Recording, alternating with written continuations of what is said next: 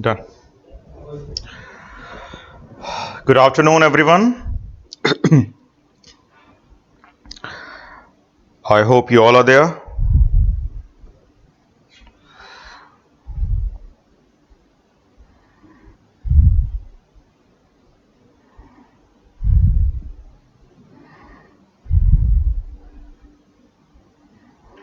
Good afternoon, everyone.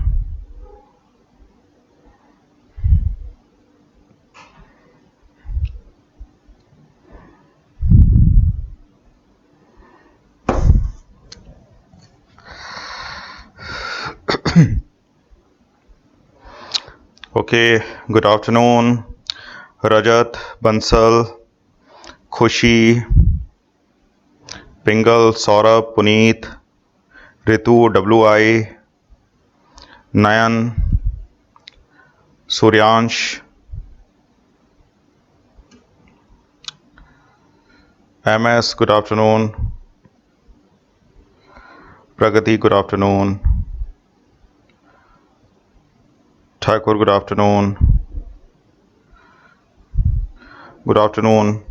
Pramila, Shivas, Akansha, Saurabh, Rajat, good afternoon. Good afternoon, everyone. चलिए, so now, till yesterday, if you remember, we have discussed about all the different categories of secondary atmospheric type of wind motion. And if you remember, we have taken the reference of all the technical aspect of phenomena like cyclone, monsoon, air masses and anticyclones. ठीक है, तो कल तक हम लोगों ने बात कर चुके थे हमारा सेकेंडरी सर्कुलेशन पर. And if you remember, in the secondary category of circulation, we are including four winds, what we have taken the reference of yesterday. The very first wind जो हम लोगों ने बात कर रहे हैं, मानसून, जहां पर हमने इंडिया की क्लाइमेटोलॉजी भी पढ़ ली. Then we have taken the regard of cyclones, the two type of cyclones. मैंने आपको ये भी बताया what are anti cyclones which are almost opposite cyclones. And the last important category of, you can say basically, the secondary type of wind motion is air masses. Air masses, तो air masses पर भी जितनी जरूरी बात थी वो मैंने आपको बता ही दी है. मेरे ख्याल से ये secondary form of air circulation is very much clear. ठीक है, अच्छा, अब यहां पे हमें एक और टॉपिक पढ़ना है और वो है टर्शरी सर्कुलेशन. लेकिन टर्शरी सर्कुलेशन हम लोग बाद में पढ़ेंगे. और यहां पे हम लोग एक इंपॉर्टेंट एस्पेक्ट पर बात करने वाले हैं और वो है the climatology of Madhya Pradesh. Now, why I'm starting the climatology of Madhya Pradesh? Because the whole climatology of Madhya Pradesh is influenced by monsoon wind. तो पहले मैंने आपको यह बताया कि इंडिया के ऊपर पैटर्न ऑफ रेनफॉल क्या होता है, how different type of seasons are very much acknowledge over India, how the variation in temperature and pressure को take place over India when we are going from south to north during summer and north to south during winters and so forth. तो हम लोगों ने कल बहुत सारे aspects पर बात कर चुके थे, अगर आपको ध्यान हो. और यहीं पर we have to discuss about the climatology of Madhya Pradesh. हम लोग क्लाइमेटोलॉजी ऑफ मध्य प्रदेश को खत्म करेंगे, उसके तुरंत बाद हम लोग फोकस करेंगे, ध्यान रखिएगा, मैं फिर बता दूं, फिर हम वापस आएंगे टर्शरी सर्कुलेशन पर. तो आज का पूरा दिन हम लोग कवर करने वाले हैं about the climatology of Madhya Pradesh. Very important topic, somewhat conceptual. Number of question had been asked and would be asked from the same topic, so be very cautious about it. अच्छा, ये जो टॉपिक है इससे लगातार questions आए हैं. जैसे मैं आपको बता दूं कि 2021 के एग्जामिनेशन में अप्रॉक्सीमेटली 11 क्वेश्चन आए थे from the geography of Madhya Pradesh. And in 2020 approximately 16 to 17 question had been asked from the same topic of geography of Madhya Pradesh. तो इस यूनिट का वेटेज क्या है ये मुझे बताने की जरूरत नहीं है. और 2 से 3 क्वेश्चन हमेशा बनते हैं क्लाइमेटोलॉजी से, और केवल यही ऐसा टॉपिक है जो कि कॉन्सेप्चुअल है, बाकी सब तो फैक्चुअली है. तो चलिए स्टार्ट करते हैं द क्लाइमेटोलॉजी ऑफ मध्य प्रदेश. मेरे ख्याल से आपके पास पेपर, पेन वगैरह सब कुछ तैयार है कुछ रनिंग नोट्स बनाने के लिए. हालांकि मैंने एक पीडीएफ फाइल आपके साथ शेयर कर दी है, आप लोग उसको देख सकते हैं और वो मैं यहां पे भी दिखा दूंगा आप लोगों के लिए. तो let's start with the climatology of Madhya Pradesh और फिर खत्म करेंगे टर्शरी सर्कुलेशन. ठीक है, चलिए चालू करें.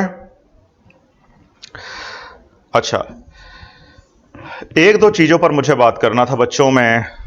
बहुत सारे बच्चों के मेरे पास फोन भी आए. देखिए, 2 चीजें हैं. एक बात यह है कि आप लोग कोशिश करें कि क्लास को लाइव देखें. अगर लाइव नहीं देख पा रहे हैं तो पूरी कोशिश करें कि 48 आवर्स में देख लें.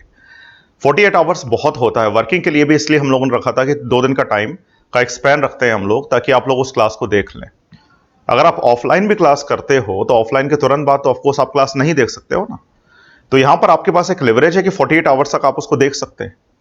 ठीक है, तो प्लीज जो सारे पुराने बच्चे हैं जो 20 जनवरी से हमारे साथ जुड़े हुए हैं, ठीक है, वो उस क्लास को प्लीज देख लें 48 आवर्स के अंदर।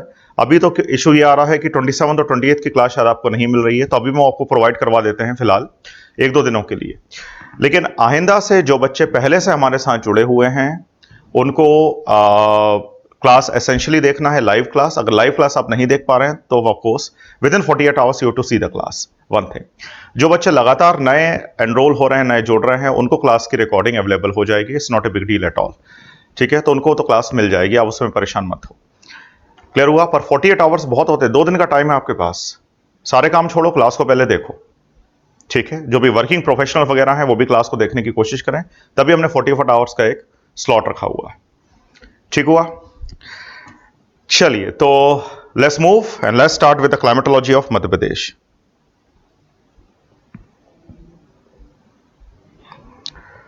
चलिए चालू किया जाए, लेट्स स्टार्ट।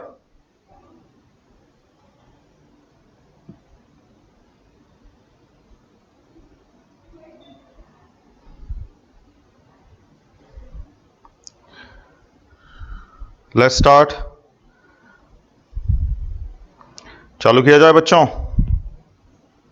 जल्दी मुझे रेटिफिकेशन दो, फिर आगे बढ़ते हैं। Climatology of Madhya Pradesh, title climatology of Madhya Pradesh. तो क्लाइमेटोलॉजी शुरू करने से पहले कुछ बेसिक कंसेप्ट मैं आपको बता देता हूं, जरा फटाफट आइए। देखिए, इंपॉर्टेंट टॉपिक है, थोड़ा सा ध्यान देना है।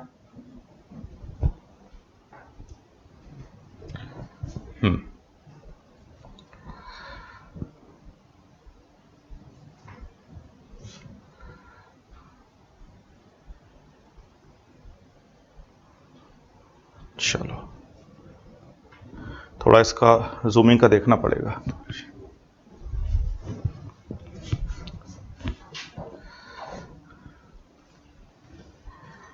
देखिए, तो मुझे बताओ सब बच्चे, मैप आपको दिख रहा है ठीक से?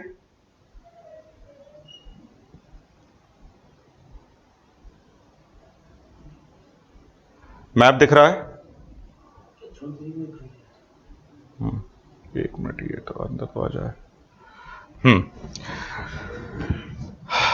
मैप की विजिबिलिटी ठीक है? एक बार देख लो आप लोग।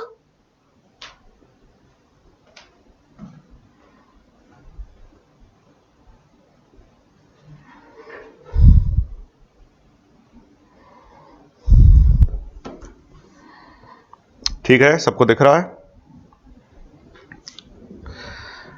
चलिए, तो आप थोड़ा सा ध्यान देंगे what I want to establish. ठीक है, अच्छा, क्लाइमेटोलॉजी में या ज्योग्राफी में सबसे इंपॉर्टेंट पार्ट होता है डायरेक्शन। कल मैंने आपको बताया था डायरेक्शन पर ही क्वेश्चन उन्होंने पूछ लिए थे, south north, north east, east west वाले। ठीक है, तो हम लोग डायरेक्शन पर थोड़ा सा फोकस करेंगे, और मैं कुछ चीज क्लियर करवाना चाहता हूं आपको विथ रिगार्ड टू डायरेक्शन। पहले देख लो जरा और अच्छे से समझो। ठीक है, अच्छा, आने वाले समय में I am going to use few terms like northern Madhya Pradesh, north western Madhya Pradesh, north eastern Madhya Pradesh. तो मैं ये आपको क्लियर कर रहा दूं कि what actually northern Madhya Pradesh is all about, I mean which particular district would come under the purview of northern Madhya Pradesh. तो northern Madhya Pradesh में कौन सी डिस्ट्रिक्ट आती है, नॉर्थ वेस्टर्न में कौन सी आती है, नॉर्थ ईस्टर्न में कौन सी आती है, जरा मैं आपको बता देता हूं ताकि सब चीज क्लियर हो जाए। बहुत अच्छे से ध्यान देना बच्चों, क्योंकि डायरेक्शन बहुत इंपॉर्टेंट होगा। ठीक है, तो देखो, यह है Madhya Pradesh, north, south, west, east. कोई दिक्कत? अच्छा, अगर मैं आपसे बोलता हूं कि there are some districts of northern Madhya Pradesh, तो नॉर्दर्न मध्य प्रदेश से मेरा मतलब है, इफ यू सी क्लोजली, मैं इन डिस्ट्रिक्ट्स की बात कर रहा हूं। मतलब districts like Shivpuri, Sheopur, Morena, Bhind, Gwalior and Datia. तो ये सारी डिस्ट्रिक्ट होंगी कौन सी, याद रखोगे? Northern Madhya Pradesh, northern Madhya Pradesh. Let me tell you one more time, the districts like of course Shivpur, Datia, Gwalior, Bhind, Morena and Sheopur, including Guna. पूरा चंबल डिवीजन आता है किसमें? नॉर्दर्न मध्य प्रदेश में। Further, when I am taking the regard of one more area called as north western Madhya Pradesh, तो देखो north western Madhya Pradesh में कौन से डिस्ट्रिक्ट आ रही है, ध्यान रखना। ठीक है, I mean these districts like Neemuch, Mandsaur, Ratlam, Agar Malwa and Ujjain, mainly 3 district. One is Neemuch, second one is Mandsaur and third one is Ratlam. तो ये कौन सी डिस्ट्रिक्ट होंगी? North western Madhya Pradesh, I mean the districts of north western MP, north western Madhya Pradesh. ठीक हुआ। अच्छा, एक और डायरेक्शन आपको ध्यान में रखना है और वो है the districts of south western Madhya Pradesh. देखो ये साउथ है और ये साउथ वेस्टर्न है। So when I take the regard of districts like Jhabua, if you see Dhar, Alirajpur and of course Barwani, तो ये सारी जो डिस्ट्रिक्ट है, 4 district, I mean Jhabua, Dhar, Alirajpur and Barwani, map में देखो, they all are the districts of south western Madhya Pradesh, south western Madhya Pradesh. Clear हुआ? The north western districts like Neemuch, Mandsaur, Ratlam, Ujjain, Agar Malwa, and south western districts like Jhabua, Dhar, Alirajpur and so fourth. ठीक है, तो मैं पहले चारों कोने पकड़ लेता हूं यहां पे, फिर देखिएगा। अच्छा, अब हम आते हैं, let's come to the districts of north eastern Madhya Pradesh. तो अगर नॉर्थ ईस्टर्न डिस्ट्रिक्ट की बात की जाए, then we are including mainly 3 district, one is Rewa, second one is Sidhi, third one is Singrauli. You can also include some part of Shahdol and some part of Satna. ठीक है, पर 3 main district हैं, Rewa, Sidhi and which one, Singrauli. तो ये है north eastern districts. So these are the north eastern districts of Madhya Pradesh. Clear है? North eastern districts including Rewa, Sidhi, Singrauli and of course Shahdol, 3 districts, 3 और 4 districts. ठीक है। अच्छा, अब हम आते हैं south eastern districts of Madhya Pradesh. Further there are 3 और 4 main south eastern districts of Madhya Pradesh. देखो तो साउथ ईस्टर्न डिस्ट्रिक्ट्स कौन सी हैं? देखिए, Balaghat, Seoni, Mandla and some part of Dindori. तो ये जो चारों डिस्ट्रिक्ट्स हैं, Seoni, Mandla, Balaghat and Dindori, they are the south eastern districts of Madhya Pradesh. Direction बहुत जरूरी है बच्चों, ध्यान रखना इस बात पे। क्वेश्चन पिछली बार डायरेक्शन के ही आए थे सारे के सारे। क्लियर? अच्छा, एक बात और देखिए, अभी हम लोग कुछ डिस्ट्रिक्ट दिखा रहे हैं जो कि साउदर्न डिस्ट्रिक्ट्स हैं मध्य प्रदेश की। So in southern districts we are including how many districts if you see? ठीक है, लाइक खरगोन, खंडवा, बुरहानपुर, हरदा, बैतूल, छिंदवाड़ा। देखिए ये पूरी। So all these districts are southern districts of Madhya Pradesh. Let me tell you one more time, like Khandwa, Khargone, Burhanpur, Harda, Betul और छिंदवाड़ा, ये कौन सी हैं? साउदर्न डिस्ट्रिक्ट्स हैं मध्य प्रदेश की। ठीक है, तो मेरे ख्याल से सारे एरियाज क्लियर हुए। अच्छा, इसके अलावा कुछ और डिस्ट्रिक्ट बची हैं, जैसे अगर आप देख रहे हो, here we can take the regard of Dewas, Indore, Sehore, Bhopal, Raisen, Sagar, Narsinghpur, Jabalpur. They all are, Vidisha etcetera, they all are the central districts of Madhya Pradesh. तो मैंने मध्य प्रदेश को अपने कन्वीनियंस के लिए इस पार्ट में डिवाइड कर दिया है। ठीक है, northern district, north western district, south western district, southern district, south eastern district, north eastern district and of course central districts. फिर से एक बार, नॉर्दर्न डिस्ट्रिक्ट में the whole Chambal division, Gwalior, Morena, Shivpuri, Sheopur etcetera, Datia वाला एरिया भी। ठीक है, north western districts, which district? Neemuch, Mandsaur, Ratlam वाला area. Then south eastern districts, Alirajpur, Dhar वाला एरिया, झाबुआ वाला एरिया। ठीक है, Barwani etcetera. In southern district, Khandwa, Khargone, Harda, Chhindwara वाला area. Agree? So all these districts are coming, Burhanpur वाला area are coming under southern district. Then we are having the south eastern districts like Mandla, Seoni on which one? Balaghat within Dindori, and finally the north eastern districts, Rewa, Satna, Sindhi and some part of Shahdol and Singrauli। ठीक है, तो मेरे ख्याल से ये proper demarcation districts का direction के wise आपके दिमाग में क्लियर हो गया है और दिक्कत अब नहीं होनी चाहिए। फटाफट मुझे बताओ कि मध्य प्रदेश की नॉर्थ वेस्टर्न डिस्ट्रिक्ट्स कौन कौन सी हैं, बताइए।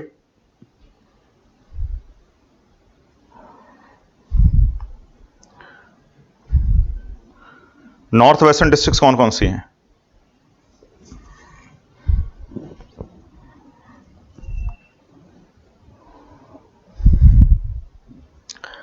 नॉर्थ वेस्टर्न डिस्ट्रिक्ट्स कौन कौन सी हैं?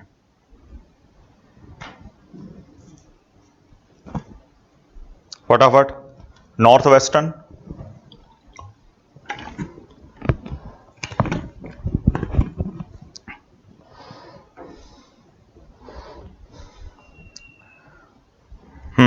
North western, Neemuch, Mandsaur, Ratlam. Very good,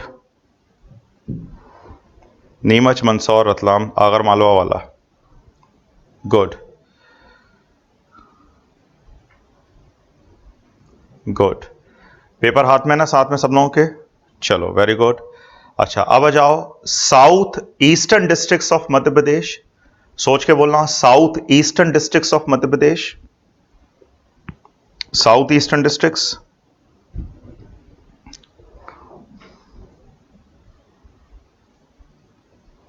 south eastern districts of Madhya Pradesh,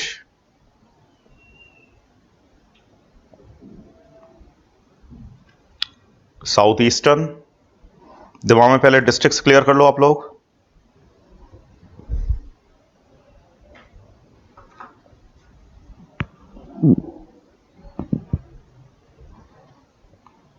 south eastern districts, Balaghat, Seoni, Mandla,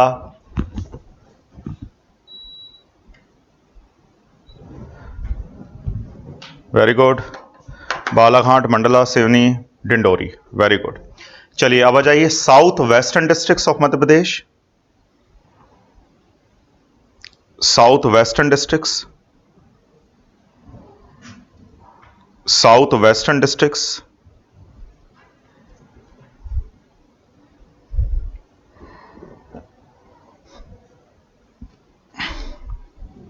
south western districts, जल्दी बच्चों।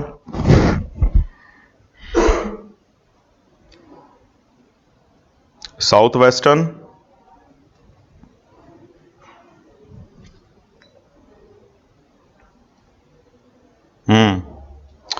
झाबुआ, धार, बड़वानी, अलीराजपुर। ठीक, ये साउथ वेस्टर्न होगी। केवल डायरेक्शन को देखो, रटने की जरूरत नहीं है, विजुलाइज कर लोगे। मैप देखो, विजुलाइज करो, साउथ वेस्टर्न कौन सी है। ठीक है, साउथ वेस्टर्न झाबुआ, धार, अलीराजपुर वगैरह। ठीक, चलिए अब आओ नॉर्थ, अब आओ northern districts of Madhya Pradesh, northern districts of Madhya Pradesh, northern districts, northern districts of Madhya Pradesh,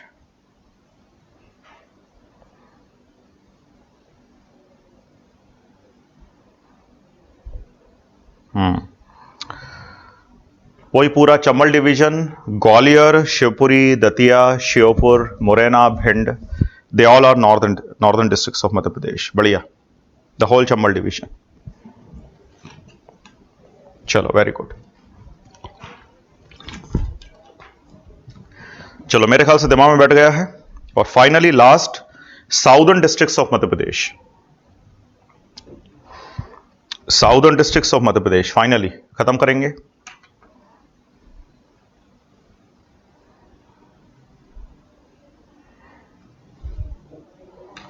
southern districts of Madhya Pradesh, southern,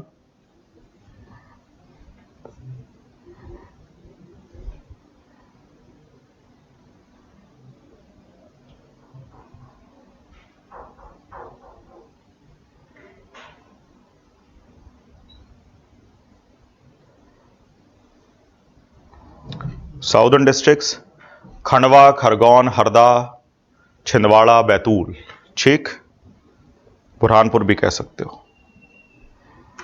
चलो, और नॉर्थ ईस्टर्न डिस्ट्रिक्ट्स में क्या आ रहा है, देखो नॉर्थ ईस्टर्न डिस्ट्रिक्ट्स में last, north eastern, north east हो गया ना ये, नॉर्थ ईस्टर्न। डायरेक्शन मैंने कई बार आपको करवाया है, बिल्कुल क्लियर रखना इसमें। North eastern, Rewa, Sidhi, Singrauli.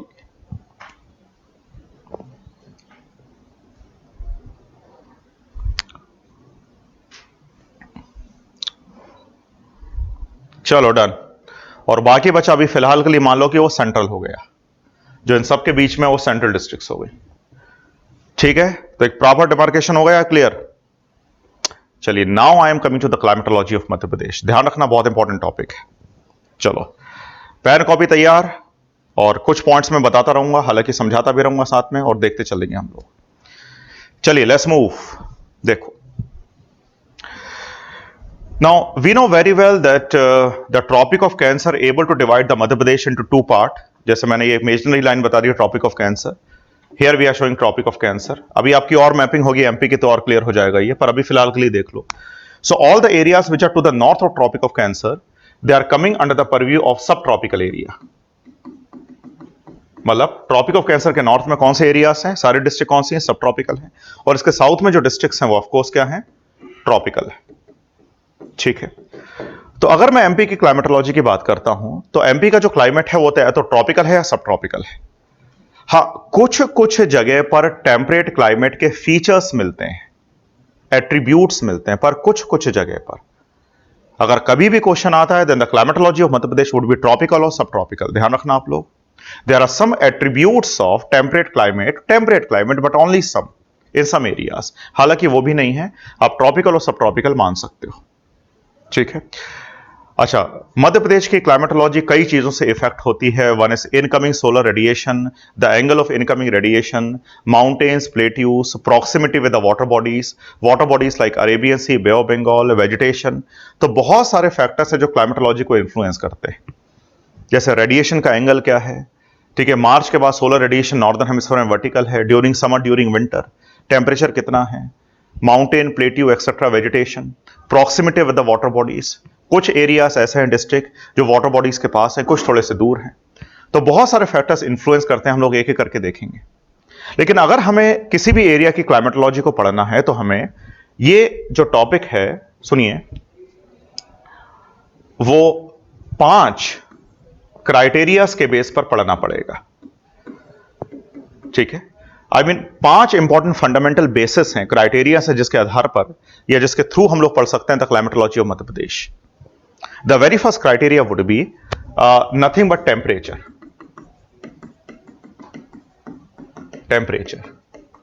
ठीक है। तो सबसे पहले हम लोग देखेंगे टेम्परेचर ऑफ मध्य प्रदेश, ठीक है।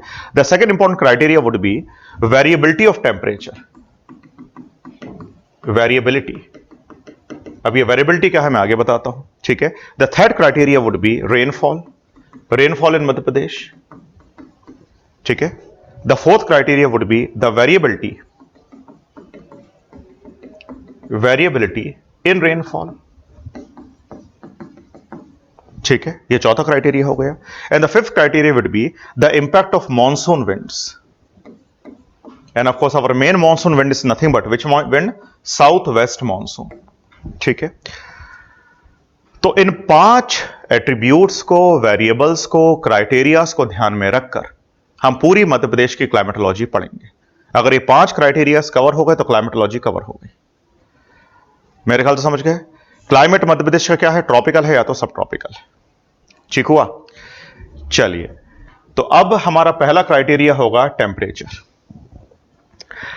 देखो मैं क्या करने वाला हूं, थोड़ा सा समझो इस बात को, और नोट्स भी मैंने वैसे ही आपको प्रोवाइड कर रहे हैं ताकि वो इजी हो जाएगा, ठीक है।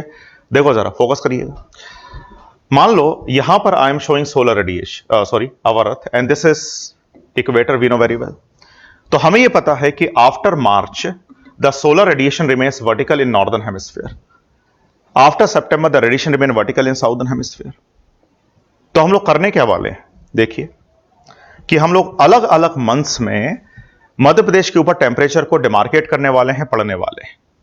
और किस मंथ का हम लोग रेफरेंस लेंगे, first, the very first month would be the month of March, and we know very well the month of March is nothing but the month of equinox.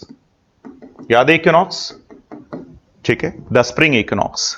The second month would be, actually वो मंथ नहीं है, the whole summer actually. अब यहां पर हम लोग पूरे समर में मध्य प्रदेश का टेम्परेचर देखेंगे। Now when I take the regard of summer, it means, थोड़ा ध्यान देना, द मंथ ऑफ, ठीक है, mainly April, May and some part of June, ठीक है। The third important season in which we are going to discuss the whole temperature factor, ठीक है। तीसरा जो आप कह सकते हो सीजन होगा जहां पर हमें बात करनी है, वो है from June to September. I mean during monsoon period we have to discuss, be very sure, you can say the whole variation in temperature over the surface of Madhya Pradesh in different districts, उस पर भी हमें बात करनी है। The fourth important season would be or month would be nothing but the month of September। तो सितंबर का month भी क्या है, इक्विनॉक्स का मंथ है। But this time which equinox, अगर आपको याद हो, यह है ऑटम इक्विनॉक्स। और finally at last we have going to deal with the temperature of Madhya Pradesh during winter season, during winters. Now winters means of course starting from October up to February. The months of October, November, December, January and February. तो ये winter चल रहा है हमारे यहां, ठीक है।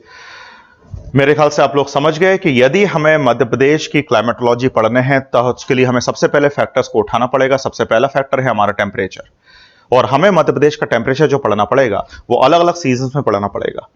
हमारा पहला सीजन होगा मार्च, इक्विनॉक्स वाला। दूसरा सीजन होगा समर। थर्ड सीजन होगा मानसून वाला, फ्रॉम जून टू सितंबर, जब बारिश हो रही है हमारे यहाँ। The fourth season would B which one? Of course the month of September, again equinox. And the fifth important season would be the winter season, starting from the month of October and coming up to the month of February. और तब जाके आप समझ सकते हो कि मध्य प्रदेश में temperature variation कैसे होता है। जो पिछले बार के बहुत सारे क्वेश्चन थे वो टेम्परेचर पर थे। हम लोग पहले टेम्परेचर पढ़ेंगे, फिर वेरिएबिलिटी ऑफ टेम्परेचर पढ़ेंगे, फिर रेनफॉल पढ़ेंगे, फिर वेरिएबिलिटी ऑफ रेनफॉल पढ़ेंगे, और फिर मॉनसून विंड का इंपैक्ट पढ़ेंगे। And then we are going to complete the whole climatological part. देखो, मैं आपको ट्रेंड बताने वाला हूं। अगर ट्रेंड आपके दिमाग में एक बार बैठ गया, टेम्परेचर का, वेरिएशन का, प्रेसिपिटेशन का, एक्सेट्रा, तो कैसा भी क्वेश्चन आए आप लोग लॉजिक लगा के उसको सॉल्व कर सकते हो। चलो देखते हैं। The very first important season what we have to take the reference of to understand the climatology of Madhya Pradesh, and that is the month of March during equinox. Equinox के समय, मार्च के समय, मध्य प्रदेश में टेम्परेचर क्या होता है और कैसे होता है, किस जगह ज्यादा होता है, किस जगह कम होता है, देख लेते हैं। ठीक है, फोकस करिए, आगे बढ़ते हैं। देखो जरा, ध्यान दें। मान लो ये हमने इंडिया दिखाया और यहां पर कहीं मध्य प्रदेश, मैं आउटलाइन बता रहा हूं आपको, और ये इक्वेटर। ठीक है, सो हमें यह पता है कि इन the month of March the solar radiation would remain vertical over equator. So when the radiation remain vertical over equator creates a 90 degree angle over equator. ठीक है, in which particular manner we are finding the impact of temperature over Madhya Pradesh? That part we have to study now. The month of March हमारा पहला month. ठीक है, आइए देखते हैं।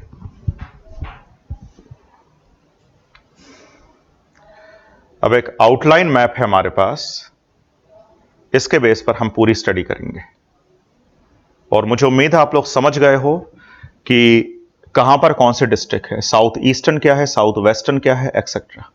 ठीक है, चलिए देखते हैं। अच्छा, ध्यान देना, मार्च के महीने की यदि बात की जाए तो आपको यह थोड़ा सा ध्यान रखना पड़ेगा कि यदि मैं रिगार्ड लेता हूं साउथ वेस्टर्न डिस्ट्रिक्ट्स का, आई मीन अलीराजपुर, धार वगैरह, ठीक है, एक्सेट्रा, झाबुआ वगैरह, और when I take the reference of southern district of Madhya Pradesh. Now southern से मेरा मतलब है of course Khandwa, Khargone, Betul, Chhindwara, Burhanpur, and south eastern districts of Madhya Pradesh. Now south eastern districts means of course Balaghat, Mandla, Seoni. अब आपको समझ में आना चाहिए कि साउदर्न कौन सा है, साउथ वेस्टर्न कौन सा है और साउथ ईस्टर्न कौन सा है। तो अगर थोड़ा सा गौर करोगे तो देखोगे कि south western, southern and south eastern districts जो है मध्य प्रदेश की, वो इक्वेटर के पास है। They are much more closer to equator, quite obvious. And when I take the regard of northern district, be very sure, or northwestern districts, or northeastern districts of Madhya Pradesh, ठीक है, और simply central districts of Madhya Pradesh, they are away from equator, वो equator से दूर है। तो सुनो, trend क्या है टेम्परेचर का? टेम्परेचर का ट्रेंड ये है कि इन the month of March, but only March, not summer. यहां पर आप कंफ्यूज नहीं होगे, समर की बात नहीं हो रही, केवल मार्च के महीने की बात हो रही है, 21st और 22nd of March during equinox. So in the month of March, March क्योंकि इंपॉर्टेंट मंथ है इसलिए हम उसको क्राइटेरिया ले रहे हैं। मार्च के महीने में the south western districts, the southern districts and of course the south eastern districts are more warmer than northern and north western, north eastern districts. मतलब मार्च के महीने में आप ये बोल सकते हो कि जब आप साउथ से नॉर्थ की तरफ जा रहे हो तो मध्य प्रदेश का टेम्परेचर कम हो रहा है, negative. The temperature of Madhya Pradesh would be less, of course, in the month of March when we are going from south to north. And southern district, southwestern district, and southeastern districts are more warmer as compared to northern districts. अच्छा, southern district, south eastern district गर्म क्यों हैं? ध्यान दीजिएगा, वो गर्म इसलिए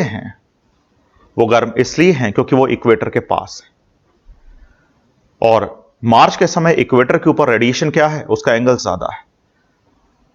तो रेडिएशन का एंगल इक्वेटर के पर ज्यादा है, कॉट ऑब्वियस। तो ये जो डिस्ट्रिक्ट्स होंगी इनके ऊपर भी रेडिएशन का एंगल ज्यादा होगा, लेकिन नॉर्दर्न डिस्ट्रिक्ट के ऊपर रेडिएशन का एंगल थोड़ा क्या होगा, कम होगा। और ये रीजन है the average temperature would decrease from south to north in the month of March. ये हमारा पहला ट्रेंड। अब देखो क्वेश्चन कैसे आ सकता है, मैं आपसे पूछता हूं, मुझे बताना इसका आंसर क्या होगा, ठीक है। ध्यान दो और जरा अच्छे से समझो क्वेश्चन क्या है। क्वेश्चन ये है कि during spring equinox the temperature of which particular area would be more. फिर से, during spring equinox the temperature of spring equinox, ठीक है, the temperature of which particular area would be more, ठीक है। मेरा फर्स्ट ऑप्शन है Dewas, my second option is Hoshangabad, my third option is Sagar and my fourth option is Harda.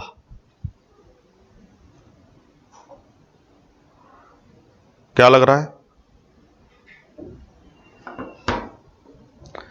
मेरा पहला option Dewas, second Hoshangabad, third सागर, fourth Harda. Answer क्या होगा?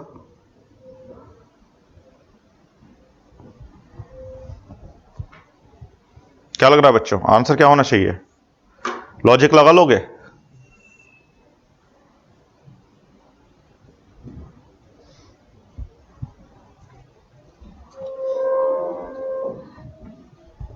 Very good, answer would B Harda. Excellent. My second question, during spring equinox in the month of मार्च, मैं बार बार मार्च बोल रहा हूं ताकि आप गड़बड़ नहीं करो। So during spring equinox the temperature of which particular area would be minimum. सुनो, during spring equinox the temperature of which particular area would be minimum, सबसे कम होगा, ठीक है। ओके, सबसे कम टेम्परेचर किसका होगा? My first option Jabalpur, my second option Narsinghpur, my third option Vidisha and my fourth option Morena. चलो, my first option Jabalpur, my second option Narsinghpur, my third option Vidisha and my fourth option Morena. किस सिटी का टेम्परेचर सबसे कम होगा during spring equinox in the month of मार्च?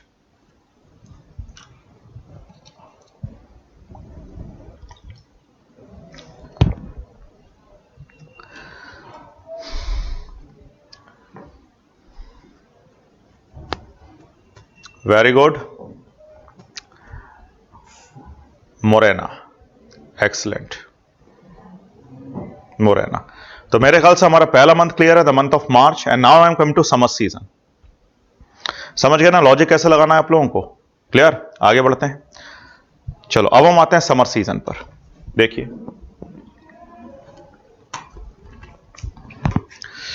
अच्छा, तो जब मैं समर सीजन की बात करता हूं, summer season in the state of Madhya Pradesh is of course in the months of April, the month of May and some part of June, but mainly in the month of April में यहां पर हमें summer पड़ रहा है, खूब गर्मी पड़ रही है, ठीक है। And this is tropic of cancer for you as we know very well. अच्छा, हमेशा ध्यान रखो एक सिंपल ट्रेंड होगा। ट्रेंड यहां पर यह होगा कि all the areas which are in सब tropical zone, subtropical zone में जो भी एरियाज हैं, ठीक है, चाहे वो चंबल का डिवीजन हो, नॉर्थ वेस्टर्न मध्य प्रदेश हो, नॉर्थ ईस्टर्न मध्य प्रदेश हो, या ये बुंदेलखंड वाला एरिया हो, टीकमगढ़ छतरपुर वाला एरिया, पन्ना वाला एरिया, ठीक है। तो जो भी एरिया सब ट्रॉपिकल जोन में है, ये सब ट्रॉपिकल जोन है, ठीक है। So subtropical areas are more warmer as compare to which area? Of course tropical area, ठीक है। मतलब नॉर्मल ट्रेंड ये है कि पूरे समर में, when I take the regard of month of April, May and of course June, पूरे summer में the temperature from south to north would increase, जो पिछले बार का क्वेश्चन था। The temperature would south to north would increase। क्यों? क्योंकि जो सब ट्रॉपिकल एरियाज होते हैं उनमें the annual thermal variation is maximum। Annual thermal variation is maximum, मतलब यहां पर समर भी बहुत पड़ता है और ठंड भी खूब पड़ती है।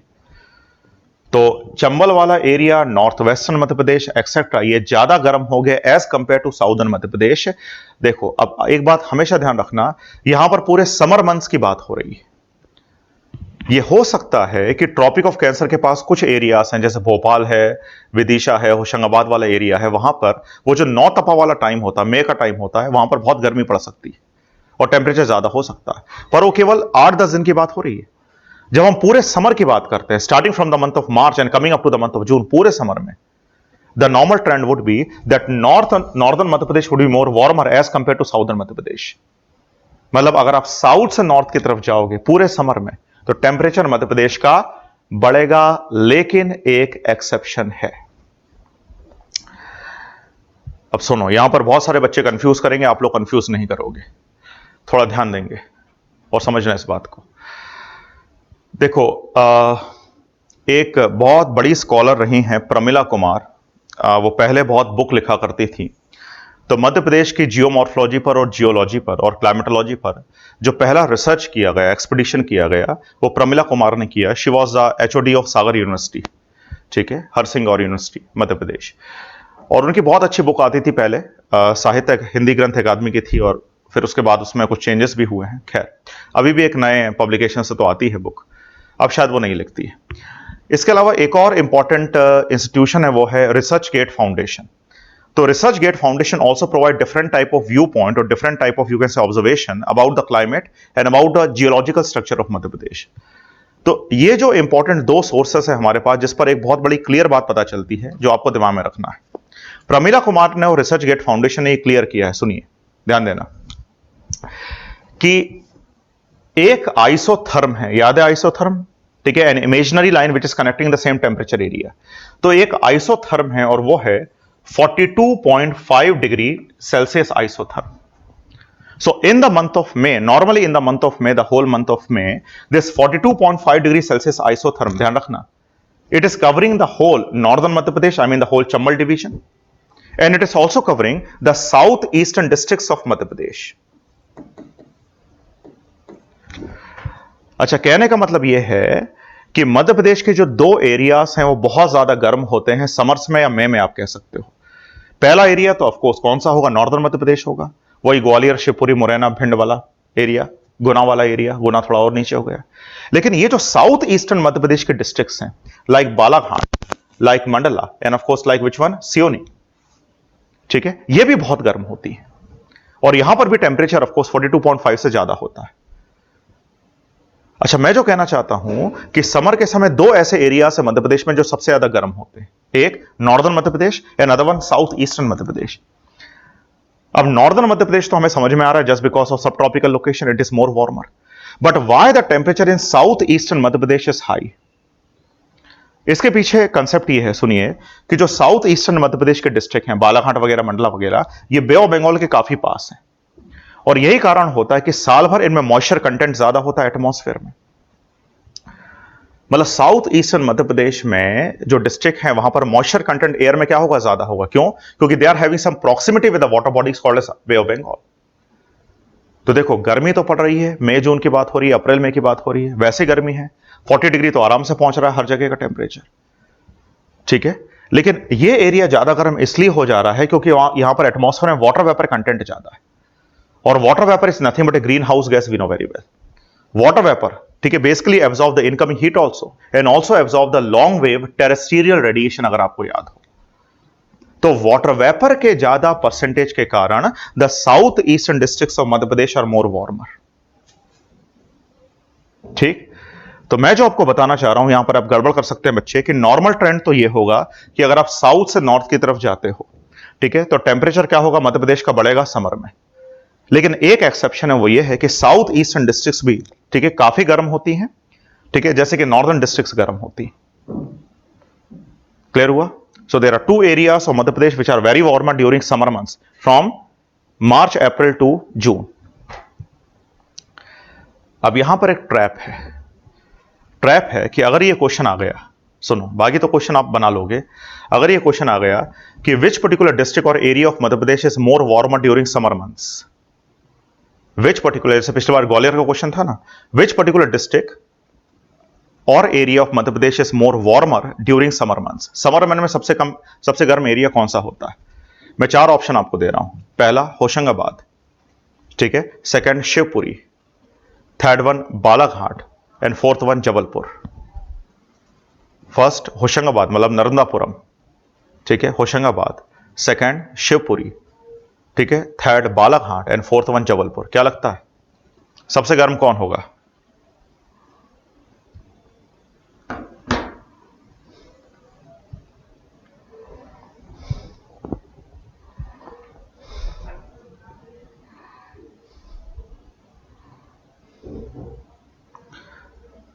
देखो दो तो वैसे ही हटा दो, होशंगाबाद और जबलपुर। बालाघाट और शिवपुरी में से मुझे बताओ कौन ज्यादा गर्म होगा?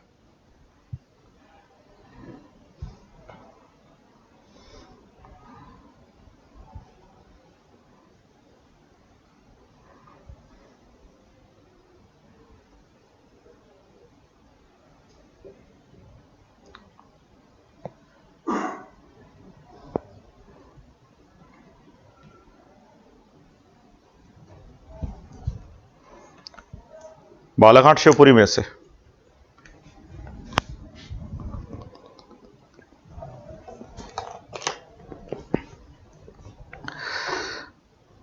ठीक है।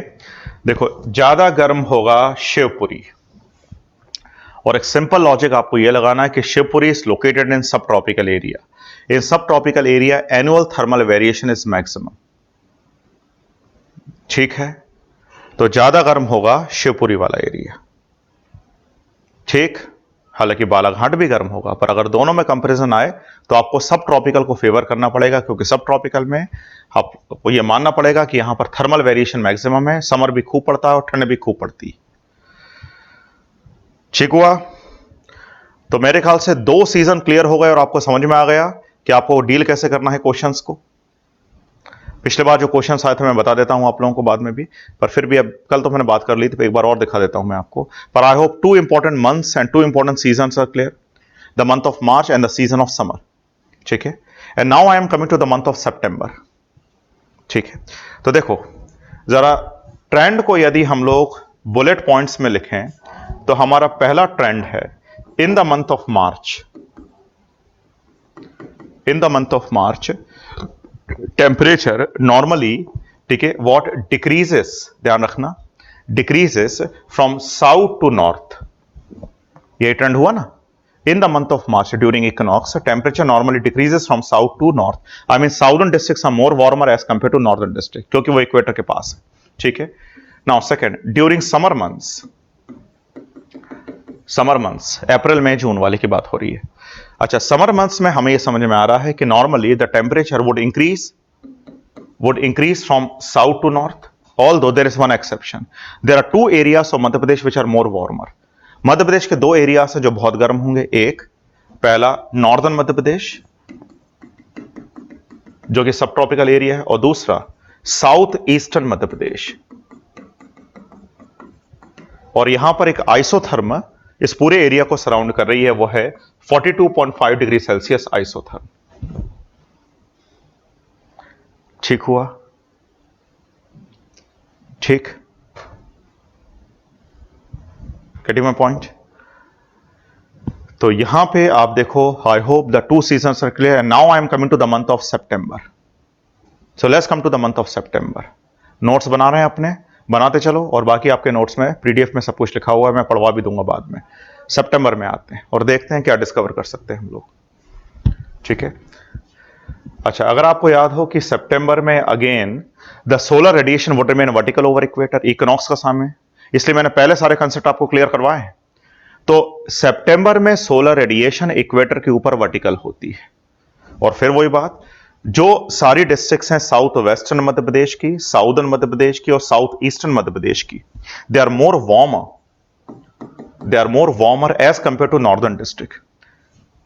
ठीक है, I mean in the month of September, I am sorry मैं सितंबर पे आ गया, हमें पहले बात करना है मॉनसून के टाइम की, सॉरी।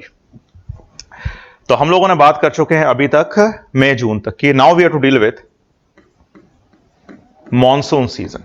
ठीक है, our third important season of monsoon. हमें पता है monsoon season in our country starts of course in the month of June and last up to September. ठीक है, तो जून से लेकर सितंबर तक क्या माहौल होता है टेम्परेचर का, जरा देख लेते हैं। अच्छा, अगर मैं जून से सितंबर की बात कर रहा हूं, इसका मतलब जून, जुलाई, अगस्त और सितंबर, जब हमारे यहां खूब बारिश हो रही है। तो देखो, हमें यह पता है, 2 चीजें आपको दिमाग में रखनी पड़ेंगी। पहली, the Arabian C branch, I mean the second stream of Arabian C branch able to enter in the state of Madhya Pradesh. इसके अलावा bay of Bengal branch also able to enter along the eastern and south eastern districts of Madhya Pradesh. तो मध्य प्रदेश के जो eastern districts हैं, अगर हम इसको ऐसे डिवाइड करते हैं, जो ईस्टर्न डिस्ट्रिक्ट्स हैं उसमें जो रेनफॉल हो रही है वो mainly Bay of Bengal branch से हो रही है, और मध्य प्रदेश के वेस्टर्न डिस्ट्रिक्ट्स पर, साउदर्न डिस्ट्रिक्ट्स पर, सेंट्रल डिस्ट्रिक्ट्स पर और कुछ हद तक नॉर्दर्न डिस्ट्रिक्ट्स पर जो रेनफॉल हो रही है मेनली वो हो रही है किससे? अरेबियन सी ब्रांच से। तो अरेबियन सी ब्रांच कंपैरेटिवली ज्यादा बारिश कर रही है as compare to Bay of Bengal branch. हां, यह बात जरूर है कि कम समय में ज्यादा बारिश अगर होती है तो बे ऑफ बंगाल ब्रांच से होती है। लेकिन अगर हम लोग यहां पर अगर एक कंफ्यूजन हमेशा बना रहता है बच्चों के दिमाग में, वो ये है, हालांकि इस पर कोई खास स्टडी नहीं हुई है पर यह मेरा ऑब्जर्वेशन है कि कम समय में ज्यादा बारिश तो बे ऑफ बंगाल ब्रांच कर रही है, मूसलाधार मान सकते हैं। लेकिन ज्यादा एरिया को कवर कर रही है अरेबियन सी ब्रांच और ज्यादा बारिश कर रही है अरेबियन सी ब्रांच। ज्यादा एरिया को कवर कर रही है कौन सी? अरेबियन सी ब्रांच, और ज्यादा बारिश कर रही है अरेबियन सी ब्रांच। वो हम लोग मैं रेनफॉल में आगे बताऊंगा आपको। खैर अभी टेंपरेचर पर बात करते हैं, ठीक है। तो now the two branches are advancing over India, one is Arabian C branch, other one Bay of Bengal branch, ठीक है। तो ध्यान रखिए, जब भी किसी एरिया में, मैंने आपको बताया था कि मॉनसून विंड आती है या कोई भी विंड आती है मॉइस्चर लेकर, तो वो विंड क्या करती है? देखो, मान लो यहां पे दिखाते हैं, मान लीजिए ये अर्थ का सरफेस है और यहां पर मैं एक शहर दिखा दे रहा हूं और वो शहर है मान लो चलो भोपाल मान लीजिए, कि मैं बार बार एग्जांपल दे रहा हूं। जून के मंथ में भोपाल का टेम्परेचर काफी ज्यादा होता है, 40, 42, 43 डिग्री सेल्सियस हो जाता है, ठीक है। और जून के मंथ में एक विंड एंटर करती है भोपाल में और वो विंड है मॉनसून विंड, और we can say Arabian C branch, जो भी आप कहना चाहो। अच्छा, ये जो मॉनसून विंड है ये रिलेटिवली वार्म भी है और क्या है? मॉइस्ट है, बहुत मॉइस्चर लेके आ रही है। लेकिन जैसे ये मॉनसून विंड भोपाल के सरफेस पर पहुंचती है तो गर्म हो जाती है, और जब ये गर्म हो जाती है तो राइज करती है, ठीक है। भोपाल के सरफेस से हीट गेन करेगी, जो मैंने कई बार बताया, ये राइज करेगी। ये राइज करेगी, अपर एटमॉस्फेयर में पहुंचेगी, ठंडी होगी, ठंडे होने के बाद ये कंडेंस करेगी, कई बार बात कर चुके हैं। Condensation would be followed by cloud formation, cloud formation by rainfall. तो रेनफॉल से पहले of course the formation of cloud would take place, ठीक है। क्लाउड का फॉर्मेशन एक और तरीके से हो सकता है और वो है orographic obstacle. I hope remember कि विंडवर्ड साइड में हमेशा एयर राइज कर रही है, ऊपर पहुंच रही है, ठंडी बन हो रही है, कंडेंस हो रही है और क्लाउड बना दे रही है, और क्लाउड के बाद बारिश शुरू हो जाती है। Now every type of precipitation like rainfall, hailfall, hail मतलब ओले, ठीक है, स्नोफॉल, हमारे यहां तो स्नोफॉल नहीं होती है, स्लीट, स्लीट का मतलब होता है ओले के साथ बारिश। तो एवरी टाइप ऑफ प्रेसिपिटेशन, चार तरीके प्रेसिपिटेशन होती है, one rain, second one slow, third one hail, and fourth one sleet. Every type of precipitation would take place from cloud, and the formation of cloud would take place only when the air parts will become cooler, when they are rising in upper troposphere. तो मेरे कहने का मतलब यह है, सुनिए, अगर आप थोड़ा सा ध्यान दे रहे हो तो समझ रहे होंगे, ये जो सारा का सारा एरिया है साउदर्न मध्य प्रदेश का, ठीक है, और सेंट्रल मध्य प्रदेश का, इधर ऊपर थोड़ा सा, यहां पर हमें कुछ माउंटेन्स मिलते हैं, सतपुड़ा एंड विंध्याचल, ठीक है। तो ये जो साउदर्न मध्य प्रदेश है, इसमें जून के मंथ में या पूरे मॉनसून मंथ में ज्यादा क्लाउड फॉर्मेशन होगा साउदर्न सेंट्रल मध्य प्रदेश में, in the areas of Satpura वगैरह, in the areas of Vindhyachal. More cloud formation would take place in south eastern districts of Madhya Pradesh also, ठीक है। तो इस पूरे एरिया में southern, central and of course which one? South eastern. Southern Satpura area, central Vindhyachal area, south eastern Balaghat Mandla area, यहां पर खूब cloud बनते हैं, घने बादल, घंघोर बादल, ठीक है। और जब आसमान में बादल आ जाते हैं तो क्लाउड दो काम कर रहा है। पहला काम वो ये कर रहा है, सुनिए, चलो हटाओ इसको। पहला काम वो ये कर रहा है, मान लो ये अर्थ का सरफेस है, तो क्लाउड क्या कर रहा है? ये मान लो क्लाउड है। Cloud is not only absorbing the incoming radiation but also reflecting it. मतलब जो सोलर रेडिएशन आ रही है उसको वो एब्जॉर्ब भी कर रहा है और रिफ्लेक्ट भी कर रहा है। इस फिनोमेना को हम लोग बोलते हैं albedo. Now albedo means the radiations are not reaching up to the surface of earth. They are earlier absorbed by the cloud and then the clouds are eventually reflecting it. तो concept यह है कि अगर किसी जगह पर cloud आ गए, बादल आ गए, घने बादल आ गए, तो आप देखोगे कि दिन का टेंपरेचर एकदम कम हो जाता है।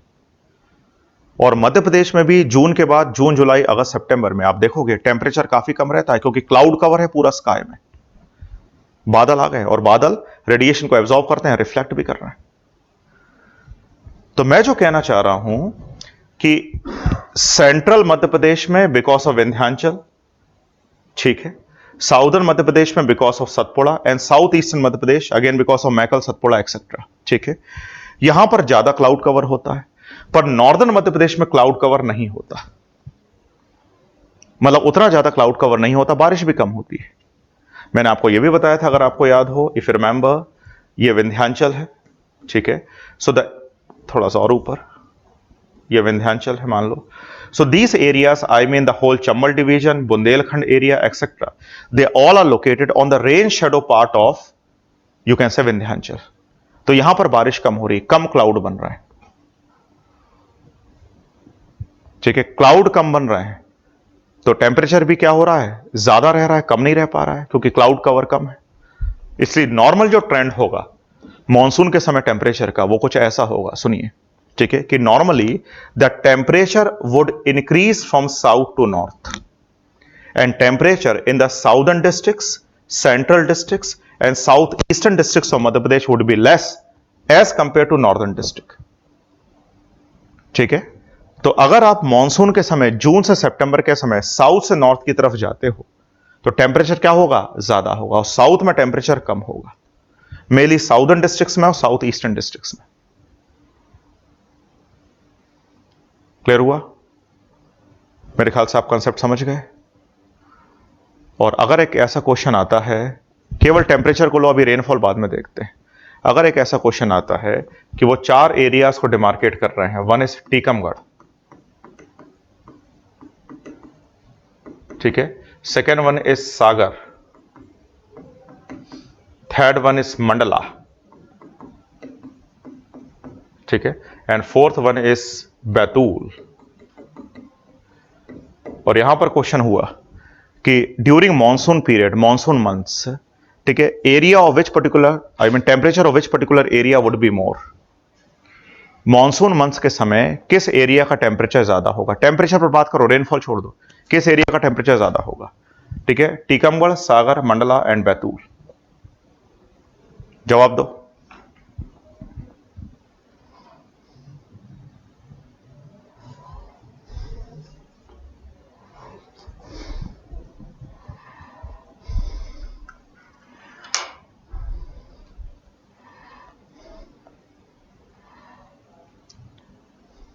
किसका ज्यादा होगा?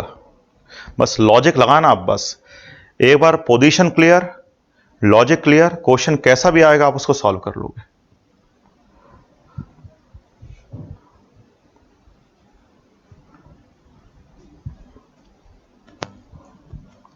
समझ रहे हो?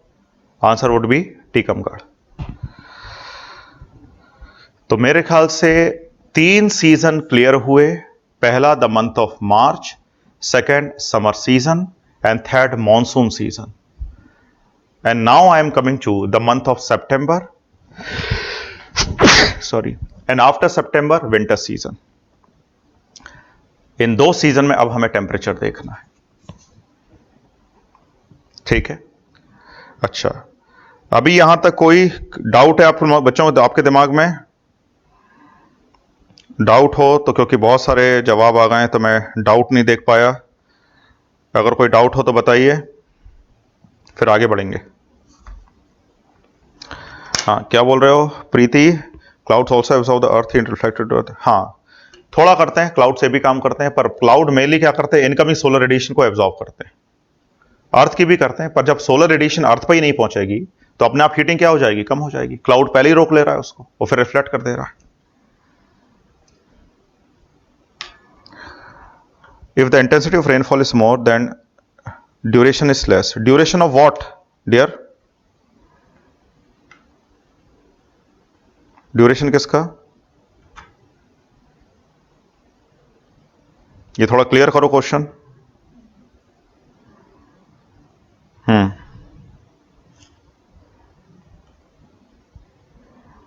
अच्छा, उत्कर्ष आपका क्वेश्चन है, अगर डिस्टेंस वाइज देखा जाए तो बालाघाट से बीओबी को ज़्यादा दूर है और कंपेरेटिवली अलीराजपुर और अरेबियन सी पास है। हाँ, तो यहां पर ज़्यादा आप कह सकते हो टेम्परेचर क्यों मिलता है, इधर क्यों नहीं मिलता है। उसका एक रीज़न है, ज़रा फोकस करिएगा। Good question.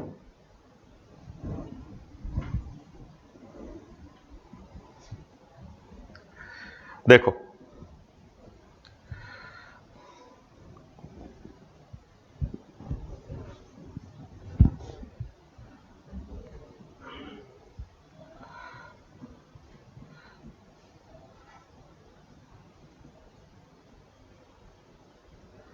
देखो ये हमारा देश है।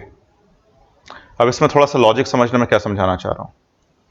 ठीक है, मान लो ये है मध्य प्रदेश की south western districts like Alirajpur, Dhar वगैरह। ठीक है, अच्छा, और यहां पर we are showing the south eastern districts of Madhya Pradesh. तो लॉजिक आपका बिल्कुल ठीक है कि जो साउथ वेस्टर्न डिस्ट्रिक्ट हैं they are much more closer to Arabian Sea as compare to south eastern districts. ठीक है, इसके दो आपको इंपॉर्टेंट इशू हैं जो आपको समझना पड़ेगा। पहली बात यह है कि जो वेस्टर्न घाट होते हैं वो ऑब्स्ट्रक्ट करते हैं अरेबियन सी ब्रांच को, और वेस्टर्न घाट की ऊंचाई काफी ज्यादा होती है as compare to Eastern Ghat. Eastern Ghats are scattered mountain which are located along the eastern margin of India. तो वेस्टर्न घाट की ऊंचाई ज्यादा है, तो बहुत सारी मॉनसून विंड को तो ट्रैप कर लेते हैं पहला, इसलिए ज्यादा मॉइस्चर यहां पर एंटर नहीं कर रहा। अच्छा, जो मॉइस्चर एंटर भी कर रहा है इस पर्टिकुलर एरिया में साउथ वेस्टर्न डिस्ट्रिक्ट्स में, तो इस साउथ वेस्टर्न डिस्ट्रिक्ट्स में धार के आसपास बेसिकली आप देखोगे कि इतना ज्यादा माउंटेन की हाइट नहीं है। विंध्याचल की ज्यादा हाइट बढ़ती है, हम लोग देखते हैं थोड़ा सा आगे ईस्ट की तरफ बढ़ने पर, इतनी ज्यादा माउंटेन की हाइट नहीं है कि वो मॉनसून ब्रांच को ट्रैप कर सके। ठीक है, तीन रीजन बता रहा हूं मैं आपको। पहला, फर्स्ट, कि साउथ वेस्टर्न डिस्ट्रिक्ट्स में मॉइस्चर कम क्यों रहता है, एटमॉस्फेयर में मॉइस्चर कम क्यों रहता है। पहला, क्योंकि Western Ghats are creating a type of obstacle. ठीक है, सेकंड, ठीक है, there is no orographic obstacle with high elevation to trap the incoming Arabian C branch. और थर्ड, हमेशा ध्यान रखो कि अगर आप थोड़ा सा देख रहे हो कि जो अरेबियन सी ब्रांच है उसको अरेबियन सी के ऊपर ट्रेवल करने का ज्यादा समय नहीं मिला, लेकिन बे ऑफ बंगाल ब्रांच को ट्रेवल करने का ज्यादा समय मिला। तो बे ऑफ बंगाल ब्रांच में जो मॉइस्चर कंटेंट होता है, जो मॉइस्चर वो कैरी करती है, वो अरेबियन सी ब्रांच से ज्यादा होता है। इसलिए जब ये बे ऑफ बंगाल ब्रांच पहुंच रही है कहां पर, मेघालय में, तो खूब बारिश कर रही है। ठीक है, क्योंकि अरे बे ऑफ बंगाल ब्रांच ज्यादा ट्रेवल कर रही है बे ऑफ बंगाल के ऊपर। एक और इंटरेस्टिंग चीज सुनिए आप, जो बे ऑफ बंगाल है वो कंपेरेटिवली अरेबियन सी से ज्यादा गर्म है। I mean, throughout the year, the average temperature of Bay of Bengal is always more than 25 degrees Celsius. So, Bay of Bengal is more warmer as compared to Arabian Sea. तो अगर सुनो, पानी warmer है तो इसमें evaporation भी जल्दी होता है, और पानी के ऊपर की जो एयर है, ठीक है, उसमें मॉइस्चर कंटेंट भी क्या होता है, ज्यादा होता है। यही ज्यादा मॉइस्चर पहुंचता है कहां पर, इन द छत्तीसगढ़ एरिया, और we can say in the West Bengal area, in the Meghalaya area, और in the south eastern districts of Madhya Pradesh, and that's why the moisture content in southeastern district would be more as compared to southwestern district. समझ रहे हैं? Clear हुआ?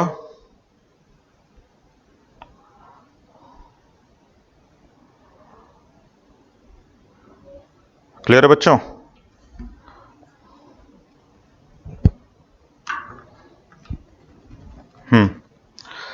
अच्छा, और क्या बचा है? आइसोथर्म वाला कॉन्सेप्ट। आइसोथर्म का मतलब यह होता है अवंतिका कि एक ऐसी इमेजिनरी लाइन जो सेम टेम्परेचर एरिया को मिलाती हो।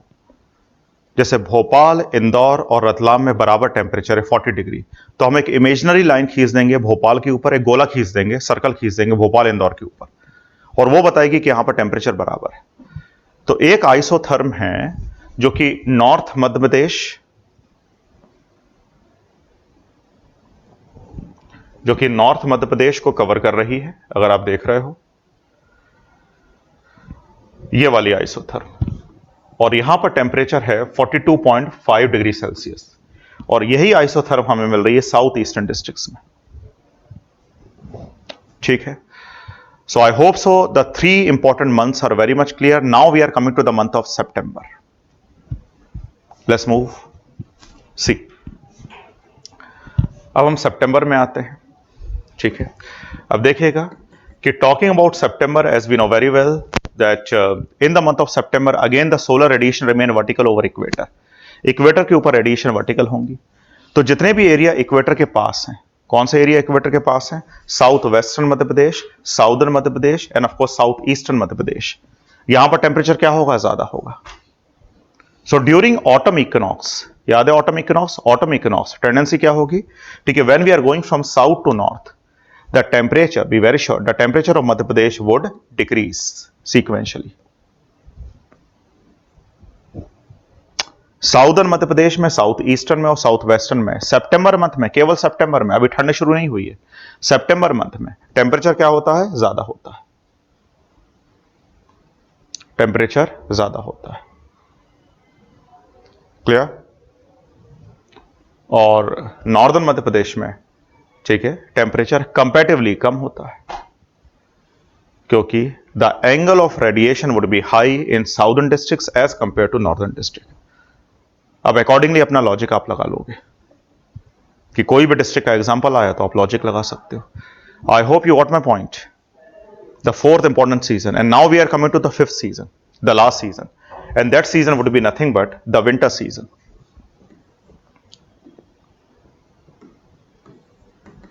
विंटर सीजन, ठीक है। अच्छा, winter in our country mainly start of course in the month of October November. So starting from October, mainly from November up to February, मोटा मोटा आप मान लो कि विंटर चल रहा है, अभी भी विंटर चल ही रहा है। और ड्यूरिंग विंटर सीजन मुझे बताने की जरूरत नहीं है कि जितने भी एरियाज ऑफ कोर्स जो नॉर्दर्न मध्य प्रदेश में, they are more cooler as compare to southern areas.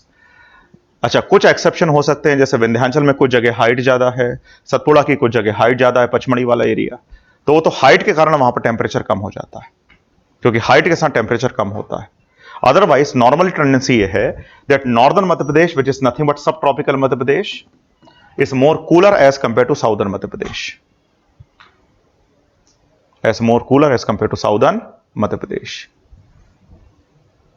ठीक, तो हमारा ट्रेंड क्या होगा, ट्रेंड बड़ा सिंपल होगा। ड्यूरिंग विंटर मंथ्स, ठंड जब चल रही है, तो when we are going from south to north, कुछ एक्सेप्शन है हाइट वाले, वो छोड़ देना, ठीक है। So when we are going from south to north, the temperature of Madhya Pradesh would decrease sequentially. आपको पता होगा शिवपुरी में, ग्वालियर में खूब ठंड पड़ती है, शिवपुरी में, ग्वालियर में, गुना में, विदिशा में खूब गर्मी पड़ती है, ठीक है, क्योंकि they are subtropical cities but not tropical cities. I hope you got my point. So in this way we can demarcate the whole features. अगर हम साउथ से नॉर्थ की तरफ जाते हैं during winter, the temperature would decrease, and we are finding more impact of winter in northern Madhya Pradesh, which is subtropical Madhya Pradesh, as compared to southern Madhya Pradesh.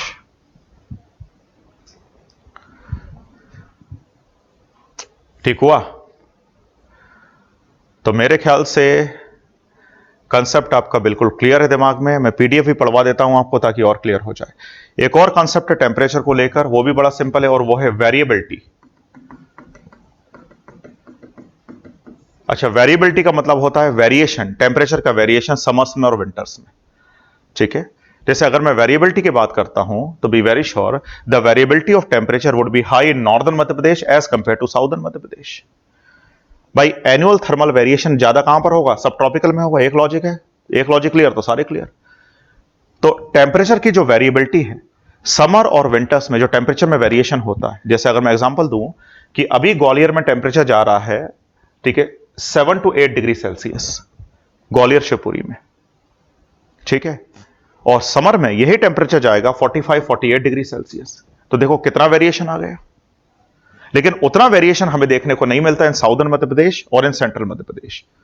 So variability of temperature, जो variation है, thermal variation annually, is more in सब tropical area as compare to tropical area. हमारा concept यह होगा कि when we are going from south to north, the variability of temperature would increase, when we are going from north to south, the variability of temperature would decrease.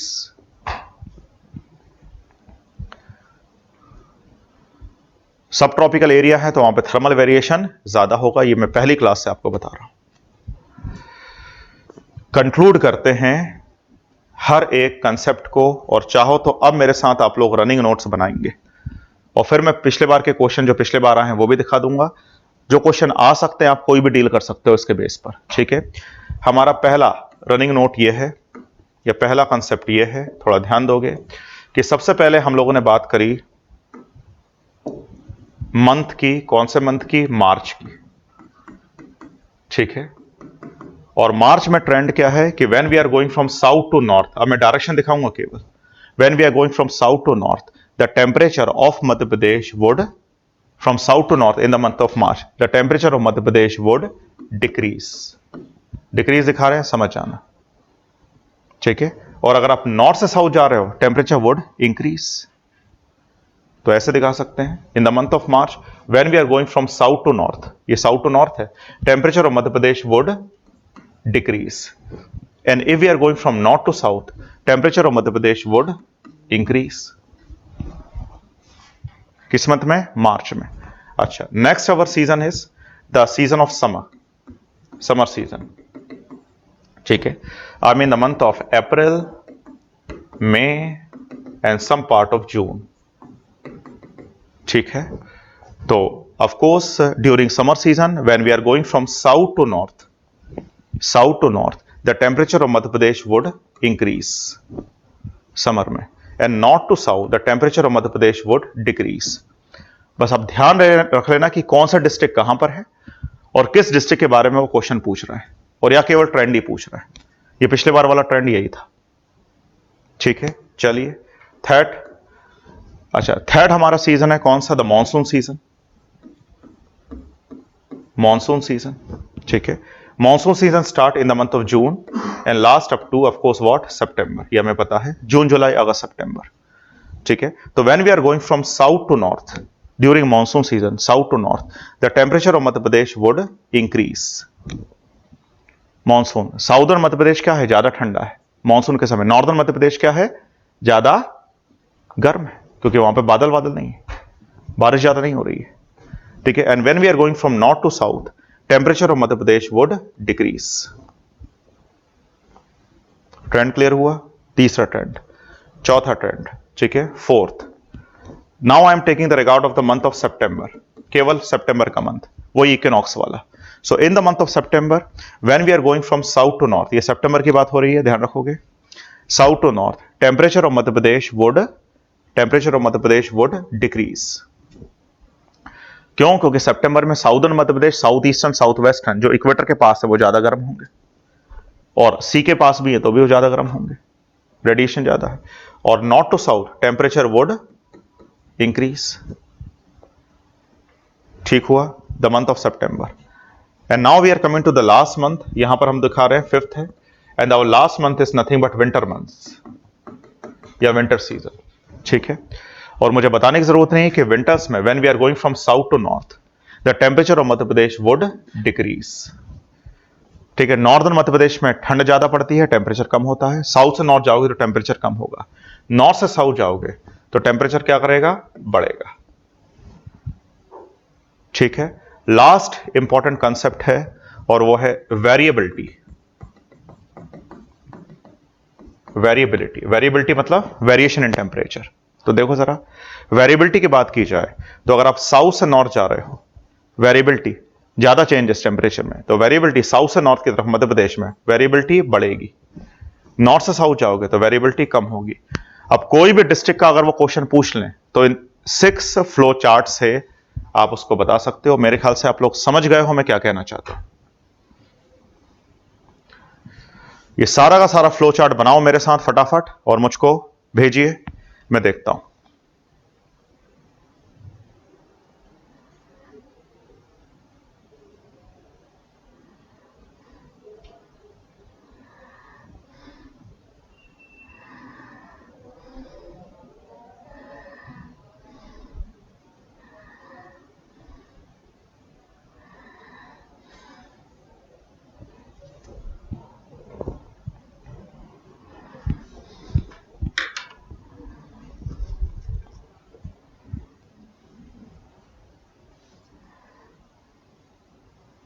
चलो बच्चों भेजो जल्दी से फटाफट। ट्रेंड समझ गए सब लोग?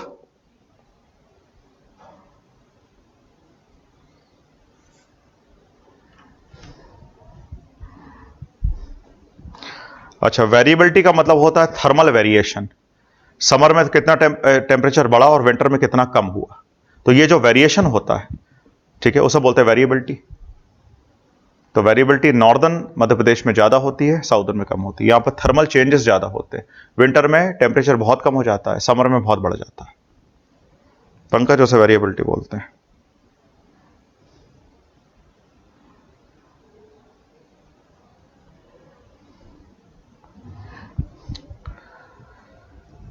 ट्रेंड क्लियर है बच्चों? फटाफट मुझे भेजो, बस ट्रेंड याद रखो, बाकी तो सब बन जाएगा।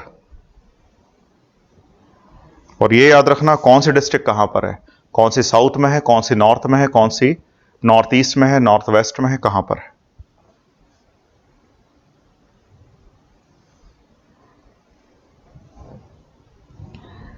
चलो बढ़िया बढ़िया। अब जरा फटाफट देख लो पिछले बार जो क्वेश्चन आए थे वो क्या थे, एक बार और दिखा देते हैं आप लोगों को, ताकि दिमाग में ये क्लियर हो जाए कि क्वेश्चंस कैसे आते हैं।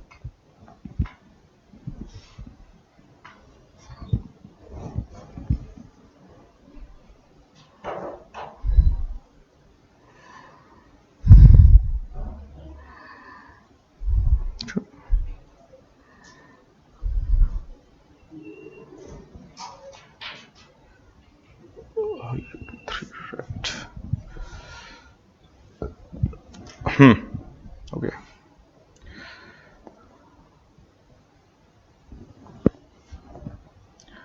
2021 का क्वेश्चन।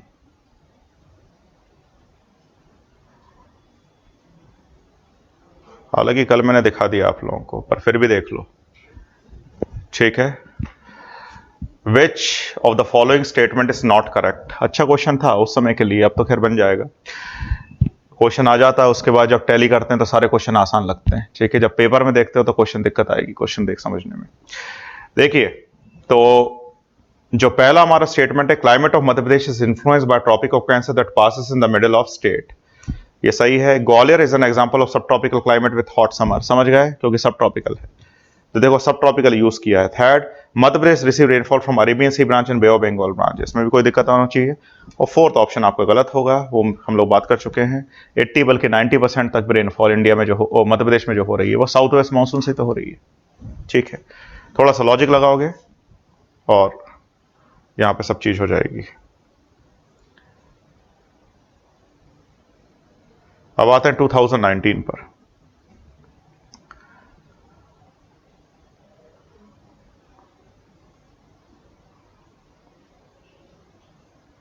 सॉरी,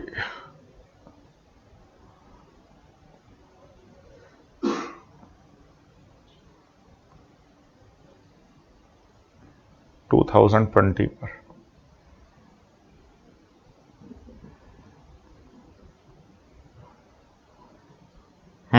देखो जरा,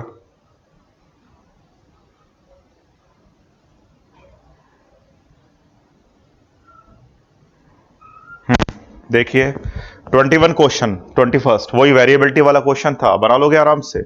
इन which part of Madhya Pradesh annual variation in temperature is maximum, ठीक है। हालांकि दिया हुआ है पर आप बना सकते हो, eastern, western, northern and southern. The answer would B northern.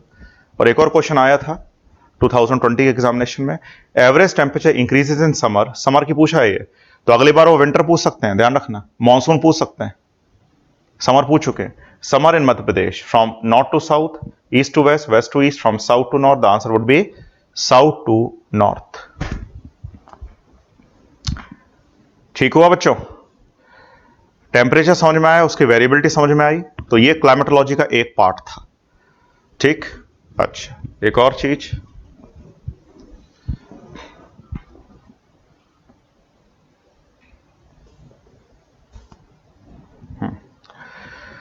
ये फाइल मैंने आपके साथ शेयर करी है about the climatology of Madhya प्रदेश। इसमें सब कुछ दिया हुआ है, आप एक बार देखो अच्छे से और समझ जाओगे। जैसे स्प्रिंग इक्विनॉक्स में मध्य प्रदेश का टेम्परेचर का ट्रेंड क्या है, वो मैंने सारा बताया है। इसमें आप लोग पढ़ोगे आराम से सबको समझ जाओगे, बाकी मैंने लिखवाई दिया आप लोगों को और ट्रेंड बता दिया है। अच्छा, ड्यूरिंग समर मंथ, समर की बात की जाए तो मार्च से लेकर जून तक ट्रेंड क्या है जरा देख लेते हो। यहां पर कुछ एग्जाम्पल भी दिए हैं हम लोगों ने।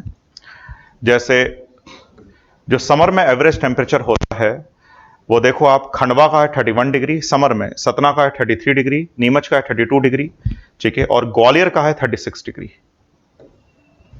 क्लियर? ग्वालियर का ज्यादा क्यों है? क्योंकि Gwalior is a sub tropical city and summer remain more warmer. Agree? चलो आगे आओ। अच्छा, जून की बात की जाए, चलो जून छोड़ो, मानसून की बात की जाए तो आप देखोगे मानसून में या जून से लेकर सितंबर तक जो साउदर्न मध्य प्रदेश है वो ठंडा है, नॉर्दर्न मध्य प्रदेश गर्म है। मतलब temperature would increase from south to north during monsoon months. देखो कैसा कि खंडवा का टेम्परेचर है मानसून के समय, ठीक है, बारिश हो रही है जून जुलाई अगस्त सितंबर 23, जबलपुर का 26, सागर का 27 और ग्वालियर का कितना है 34, बालाघाट का 22 है। ठीक है, ट्रेंड समझ गए जो मैं बताने की कोशिश कर रहा था? बस डिस्ट्रिक्ट देखो, लॉजिक लगाओ और अप्लाई कर दो अपना कंसेप्ट। ठीक हुआ? अच्छा, अब ये सितंबर अक्टूबर मंथ है, ये वही बात हो गई जब हम लोग बात कर रहे हैं इक्विनॉक्स की। तो साउदर्न मध्य प्रदेश मोर वार्मर है, नॉर्दर्न मध्य प्रदेश थोड़ा ठंडा है। और अब आ जाओ विंटर मंथ्स की। ठीक है, तो विंटर की बात की जाए तो जरा देखोगे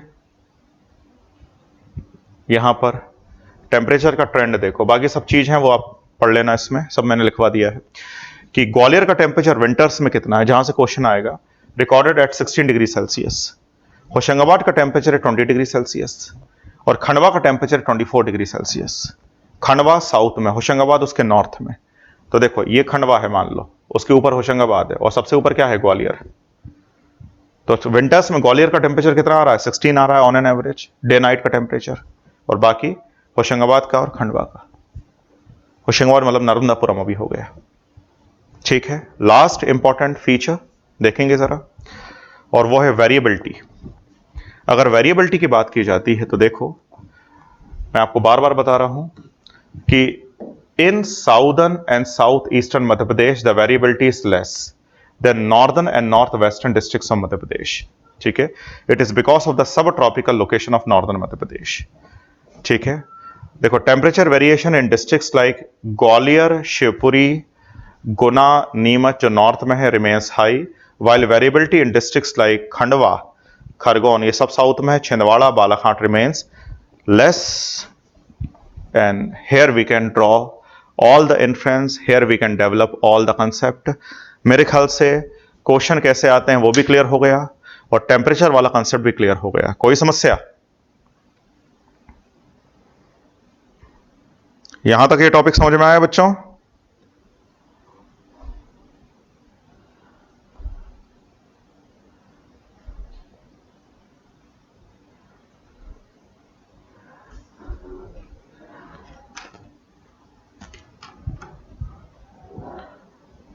यहां तक ये टॉपिक समझ में आया? गड़बड़ तो नहीं करोगे कुछ? अब क्वेश्चन कैसा भी आ लॉजिक लगा लेना, ये मत बोलना कि अब देखो हर डिस्ट्रिक्ट का टेम्परेचर तो आप रट ही नहीं सकते ना, वो तो पॉसिबल ही नहीं है। क्वेश्चन देखो ट्रेंड पर ही आता है, पर्टिकुलर डिस्ट्रिक्ट पर नहीं आता है।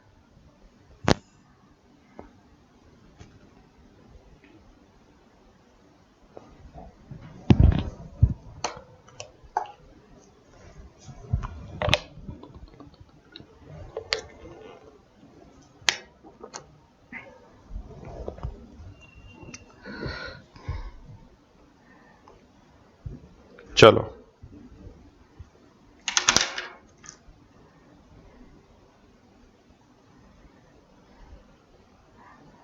चलो गुड। चलिए, तो यहां पर हमने टेम्परेचर वाला फैक्टर कवर कर लिया। ठीक है, अब बचा है बस एक ही डायमेंशन और वो है प्रेसिपिटेशन। वो सिंपल है, उस पर भी हम लोग बात करेंगे।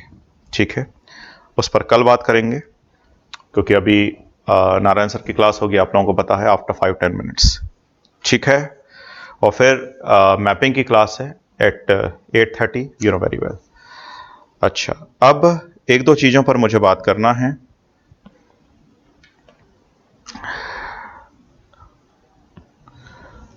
अच्छा, ये जो मैंने पीडीएफ आज शेयर करी है आपके साथ, अभी मैं आपके जो पीडीएफ वाला ग्रुप है उसमें भी शेयर करवा देते हैं, तो वो भी आप देख लेना उसको।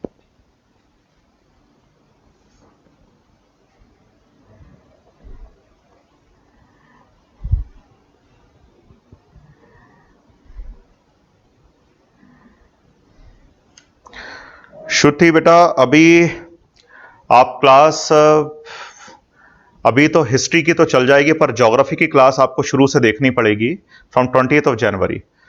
तो मैं आपको बता दूं सब बच्चों को कि 20th से लेकर 25th ऑफ जनवरी वाली जो सारी की सारी क्लास है वैसे ही यूट्यूब में है। मतलब प्रयास KSG के चैनल पर अगर आप जाओगे तो यूट्यूब में वो अवेलेबल है, डे 1, डे 2, डे 3 करके। ठीक है। और बाकी क्लास अभी हम लोग ये कर रहे हैं कि 27, 28 की क्लास बहुत सारे बच्चों की मिस हुई है, उसको हम लोग प्रोवाइड कर देंगे रात तक या कल सुबह तक। आप उसको देख लो 2 दिनों के अंदर। पर आइंदा से आप क्लास मिस मत करना। 48 आवर्स का जो टाइम है वो फिक्स रहेगा। आप उस पर बहुत अच्छी तरीके से उस पर फोकस करिए। इस बार तो मैं आपको क्लास दिलवा दे रहा हूं 27 और 28 की, वो आपको मिल जाएगी अभी आजकल में। और पर नेक्स्ट टाइम से ये बिल्कुल नहीं करोगे। अब सारे बच्चे बहुत अटेंटिव रहोगे। या तो आप क्लास देखो कहां पे, लाइव नहीं देख पा रहे हो तो 2 दिन का टाइम है आपके पास क्लास देखने का, बहुत टाइम होता है इसमें। कभी ना कभी जाके क्लास आप प्लीज देख लीजिए, वरना फिर कंफ्यूजन क्रिएट होगा, दिक्कत भी आप लोगों को होगी, परेशानी होगी। मैं नहीं चाहता कि आप लोगों को स्टडी में कोई परेशानी हो। ठीक है, समझ गए? हम्म।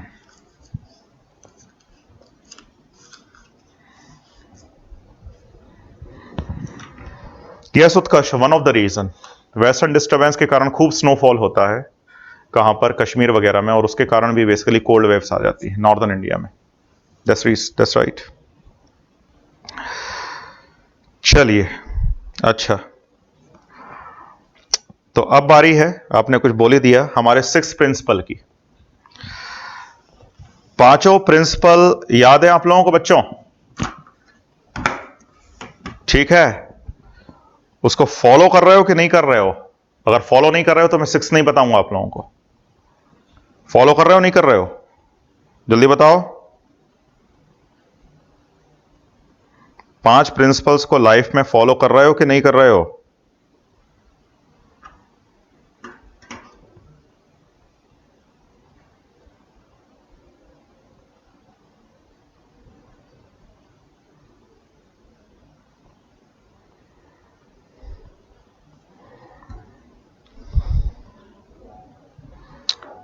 फॉलो कर रहे हो नहीं कर रहे हो? वेट कर रहा हूं मैं।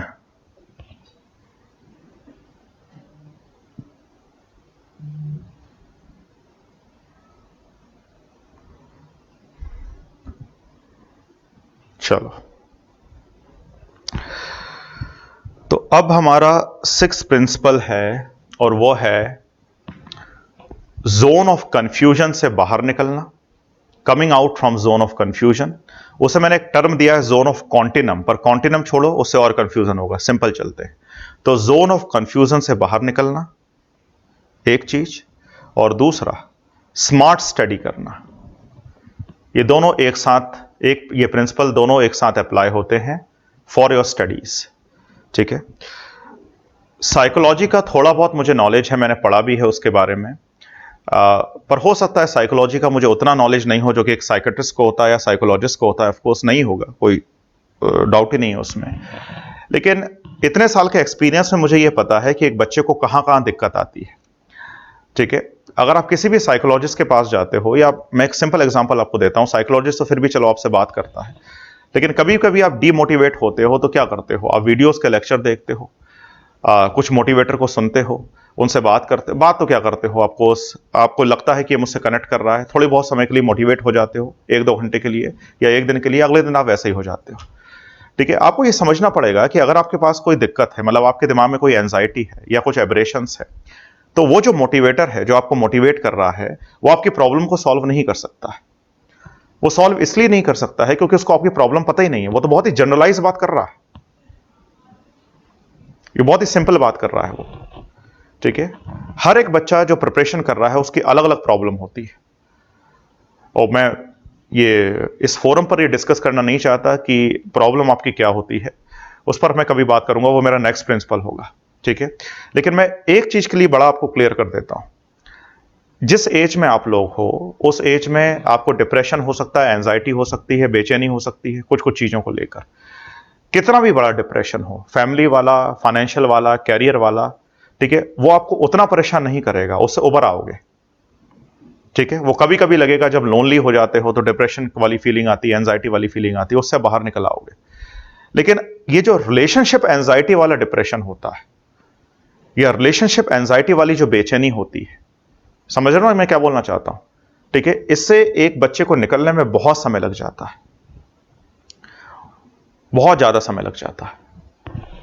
ठीक है, इस पर मैं बाद में बात करूंगा, लेकिन अभी बस मैं एक रिकमेंडेशन देना चाहता हूं आपको कि अगर ये रिलेशनशिप एंजाइटी के चांसेस आपके लाइफ में हैं तो उसको मिनिमाइज करने की कोशिश करो। और रिलेशनशिप एंजाइटी से निकलना बड़ा मुश्किल काम है। ठीक है, तो जो मेरा पुराना प्रिंसिपल था उसको मैं फिर से रिपीट कर रहा हूं, फिर नए प्रिंसिपल पर आएंगे।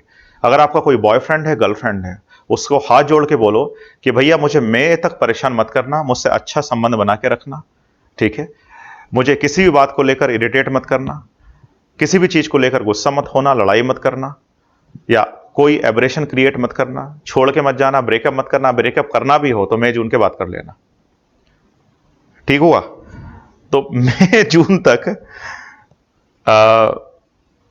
आप अपने जो पार्टनर हैं, ठीक, या XYZ जो भी हैं, उनसे थोड़ा सा सचेत रहिए, उनसे डर के भी रहिए, उनसे बच के रहिए, क्योंकि उसके बाद आपको कोई नहीं बचा सकता।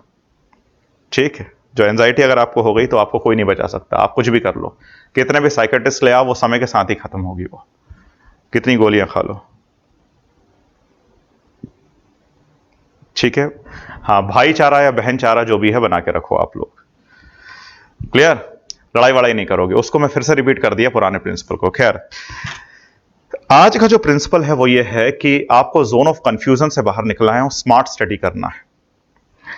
अच्छा, जोन ऑफ कंफ्यूजन का मतलब क्या होता है, जरा सुनिएगा। वो ये है कि दो तरह के कंफ्यूजन बच्चों के दिमाग में रहते हैं। नॉर्मली आप लोग गलती क्या करते हो, और ये ज्यादा आपको दिक्कत आएगी जब आप एमपी रिलेटेड टॉपिक पढ़ रहे हो। अब नॉर्मली बच्चों के साथ क्या होता है कि बच्चों के पास एक किताब है, उन्होंने एमपी की दूसरी किताब ले ली। ठीक है, उन्होंने एक बार एग्जामिनेशन दिया तो उनको लगा कि भाई मेरा एग्जामिनेशन क्रैक नहीं हो रहा इस किताब से, 30-40 क्वेश्चंस एमपी के आते हैं, तो तीसरी किताब ले लेते हैं। नॉर्मली बच्चे गलती क्या करते हैं, ठीक है, अच्छा उनको पता है ज्यादा फोकस एमपी पर होना चाहिए, तो 3-4 किताबें उनके पास हो रखी हुई हैं, और अब वो ये क्या कर रहे हैं कि वो तीनों चारों किताबों को पढ़ रहे हैं। पहले एक को पढ़ लिया, फिर दूसरे को पढ़ लिया। ठीक है, ये स्मार्ट स्टडी नहीं है, इसमें आपका टाइम वेस्ट होगा। स्मार्ट स्टडी कैसे की जाती है, समझिए कि मान लो 3-4 किताबें हैं आपके पास, बुक्स हैं, it could be any book, I don't want to take the name, for MP specific topic like MP history, MP geography and so forth. अच्छा, we have also provided some notes to you, sir भी provide कर रहे हैं notes, वो सब चीजें। आप एक काम करोगे, एक काम ये करोगे कि सबसे पहले आज से एक हफ्ते तक आपको एक काम करना है कि जो एमपी स्पेसिफिक टॉपिक है, केवल मैं एमपी के लिए बोल रहा हूं, एमपी स्पेसिफिक टॉपिक है, उसमें सारी बुक्स जो आपके पास है उनकी एक सरफेस रीडिंग लगाओ। और सरफेस रीडिंग लगाने के बाद, ठीक है, आप ये देखो कि इसमें कौन कौन से टॉपिक हैं, टेक्स्ट है, मैटर है, वो कॉमन है। अच्छा, जो मैटर एक बुक में लिखा हुआ है वही मैटर दूसरी बुक में भी लिखा हुआ होगा। आप देखोगे कि 90% जो टॉपिक है, मैटर है या टेक्स्ट है, बिल्कुल कॉमन है। 90% मैटर में कोई डिफरेंस नहीं है। अब फिर आप ये चूज करो कि ऐसी कौन सी बुक है जिसकी लैंग्वेज मुझे जल्दी समझ में आ रही है। मान लो ABC है, बी की लैंग्वेज आपको जल्दी समझ में आई, ठीक है, आप बी को पिक कर लो, पिक और चूज कर लो। आपको पता है कि 90% मैटर क्या हो गया, सेम है, कॉमन है, तो तीनों बुकों को पढ़ने की जरूरत नहीं है एक ही मैटर के लिए। नॉर्मली हम लोग ये गलती करते हैं, एक बुक पढ़ ली फिर दूसरा पढ़ना चालू कर दिया। अरे मैटर तो वही है, 90% मैटर बिल्कुल सेम होगा, 10% मैटर अलग होगा। तो क्या करो कि जो 10% मैटर आपको दिख रहा है, कोई इंफॉर्मेशन हो, फैक्ट हो, जो भी कुछ हो, उसको अंडरलाइन करिए जो एक बुक में है दूसरी बुक में नहीं है, और अंडरलाइन करने के बाद उसके फिर नोट्स बनाइए। ठीक है, तो एक तरफ तो आपने नोट्स बना लिए किसके, उन टॉपिक्स के या उस मैटर के, क्लियर, जो कि एक बुक में है दूसरी बुक में नहीं है, या दूसरी बुक में है तीसरी बुक में नहीं है, जो तीनों में क्या है, अनकॉमन है, उसके आपने नोट्स बना लिए। अच्छा, नोट्स बनाने के बाद उसको क्रॉस चेक करो कि इसके फैक्ट इंफॉर्मेशन सही है कि नहीं हो। तो एक तो आपके नोट्स वो बन गए, ये हार्डली 30-40 पेजेस के आपके नोट्स बनेंगे। क्लियर? उसके बाद फिर आपको ये देखना है, समझिएगा, कि मान लो किसी बुक में एक फैक्ट या इंफॉर्मेशन लिखी है पर दूसरी बुक में वो फैक्ट इंफॉर्मेशन अलग लिखी हुई है। तो आपको ये लगता है कि भाई एक बुक गलत है, दूसरी बुक सही है, कौन सी बुक गलत है, कौन सी बुक सही है। अच्छा, ऐसे टॉपिक को भी, ऐसे मैटर को भी, फैक्ट को भी एक जगह लिख लीजिए कि इस बुक में ये है, उस बुक में ये है, XYZ। अब उस पर रिसर्च करो थोड़ा सा, गवर्नमेंट की वेबसाइट देखो, कुछ अच्छे ऑथेंटिक सोर्सेज देखो, XYZ, या टीचर से पूछो, जो भी कुछ है। ठीक है, और फिर जाके उस फैक्ट को, जो सबसे एप्रोप्रिएट फैक्ट है, उसको टिक करो और दूसरे फैक्ट को हटा दो। तो ये 2 एक्सरसाइज आपको करनी है आने वाले वीक में। उसमें यह होगा कि अब आपको पता है कि आपके पास केवल एक बुक है, ठीक है, जिससे आपको 90% टॉपिक पढ़ना है, जो हर बुक में कॉमन है और सही भी है, ठीक है। और इसके बाद बचा जो 10% जो मैटर है, उसके आपने नोट्स बनाए हैं 30, 40, 50 पेजेस के, ठीक है। ये आपने नोट्स बना लिए, तो आपको पढ़ना है एक बुक प्लस कितने 30, 40, 50 पेजेस के नोट्स, और इन्हीं को बार बार रिवाइज करना है। अब आपको 4-5 बुक नहीं पढ़नी है, ठीक है, इन्हीं को बार बार आप रिवाइज करो। समझ गए मेरी बात?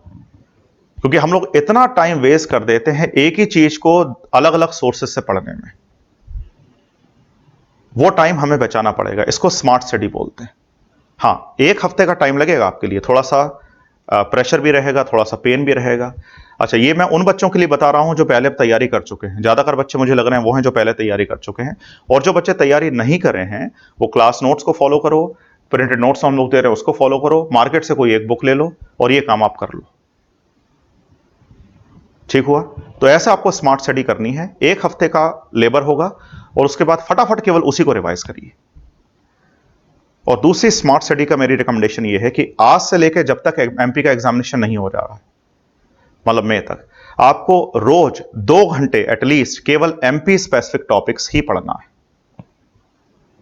मतलब अगर आप 6, 7, 8 घंटे पढ़ रहे हैं क्लास के बाद ऑफ कोर्स, तो 2 घंटे एसेंशियली आपको एमपी स्पेसिफिक टॉपिक्स ही पढ़ना है, आज से लेकर जब तक एग्जामिनेशन नहीं हो रहा है, कंटिन्यूअस बेसिस पर। उसका रीजन यह है कि बहुत इंफॉर्मेटिव है, बहुत फैक्चुअल है, आप पढ़ोगे भूलोगे। हालांकि ट्रिक्स सर बहुत सारे बता रहे हैं, कुछ मैं भी आपको ट्रिक्स बता दिया, मैंने ट्रेंड बता दिया, वो तो आप लोग कर लोगे, लेकिन फिर भी लगातार इन चीजों को पढ़ते रहो। 35-40% क्वेश्चन वहीं से आ रहे हैं, ठीक है, वो क्वेश्चंस हमारे गलत नहीं होने चाहिए। तो रोज पढ़ो, 2 घंटे के लिए रोज पढ़ो, उसकी कंटिन्यूटी कभी ब्रेक नहीं होनी चाहिए। हम लोग चीजों को भूलते क्यों हैं? क्योंकि एक टॉपिक पढ़ा, फिर उसमें गैप दे दिया, फिर उसको 1 महीने के बाद पढ़ा, फिर हम रिवाइज करें तो ऑफकोर्स बहुत सारी चीजें याद रही, बहुत सारी चीजें हम लोग भूल गए।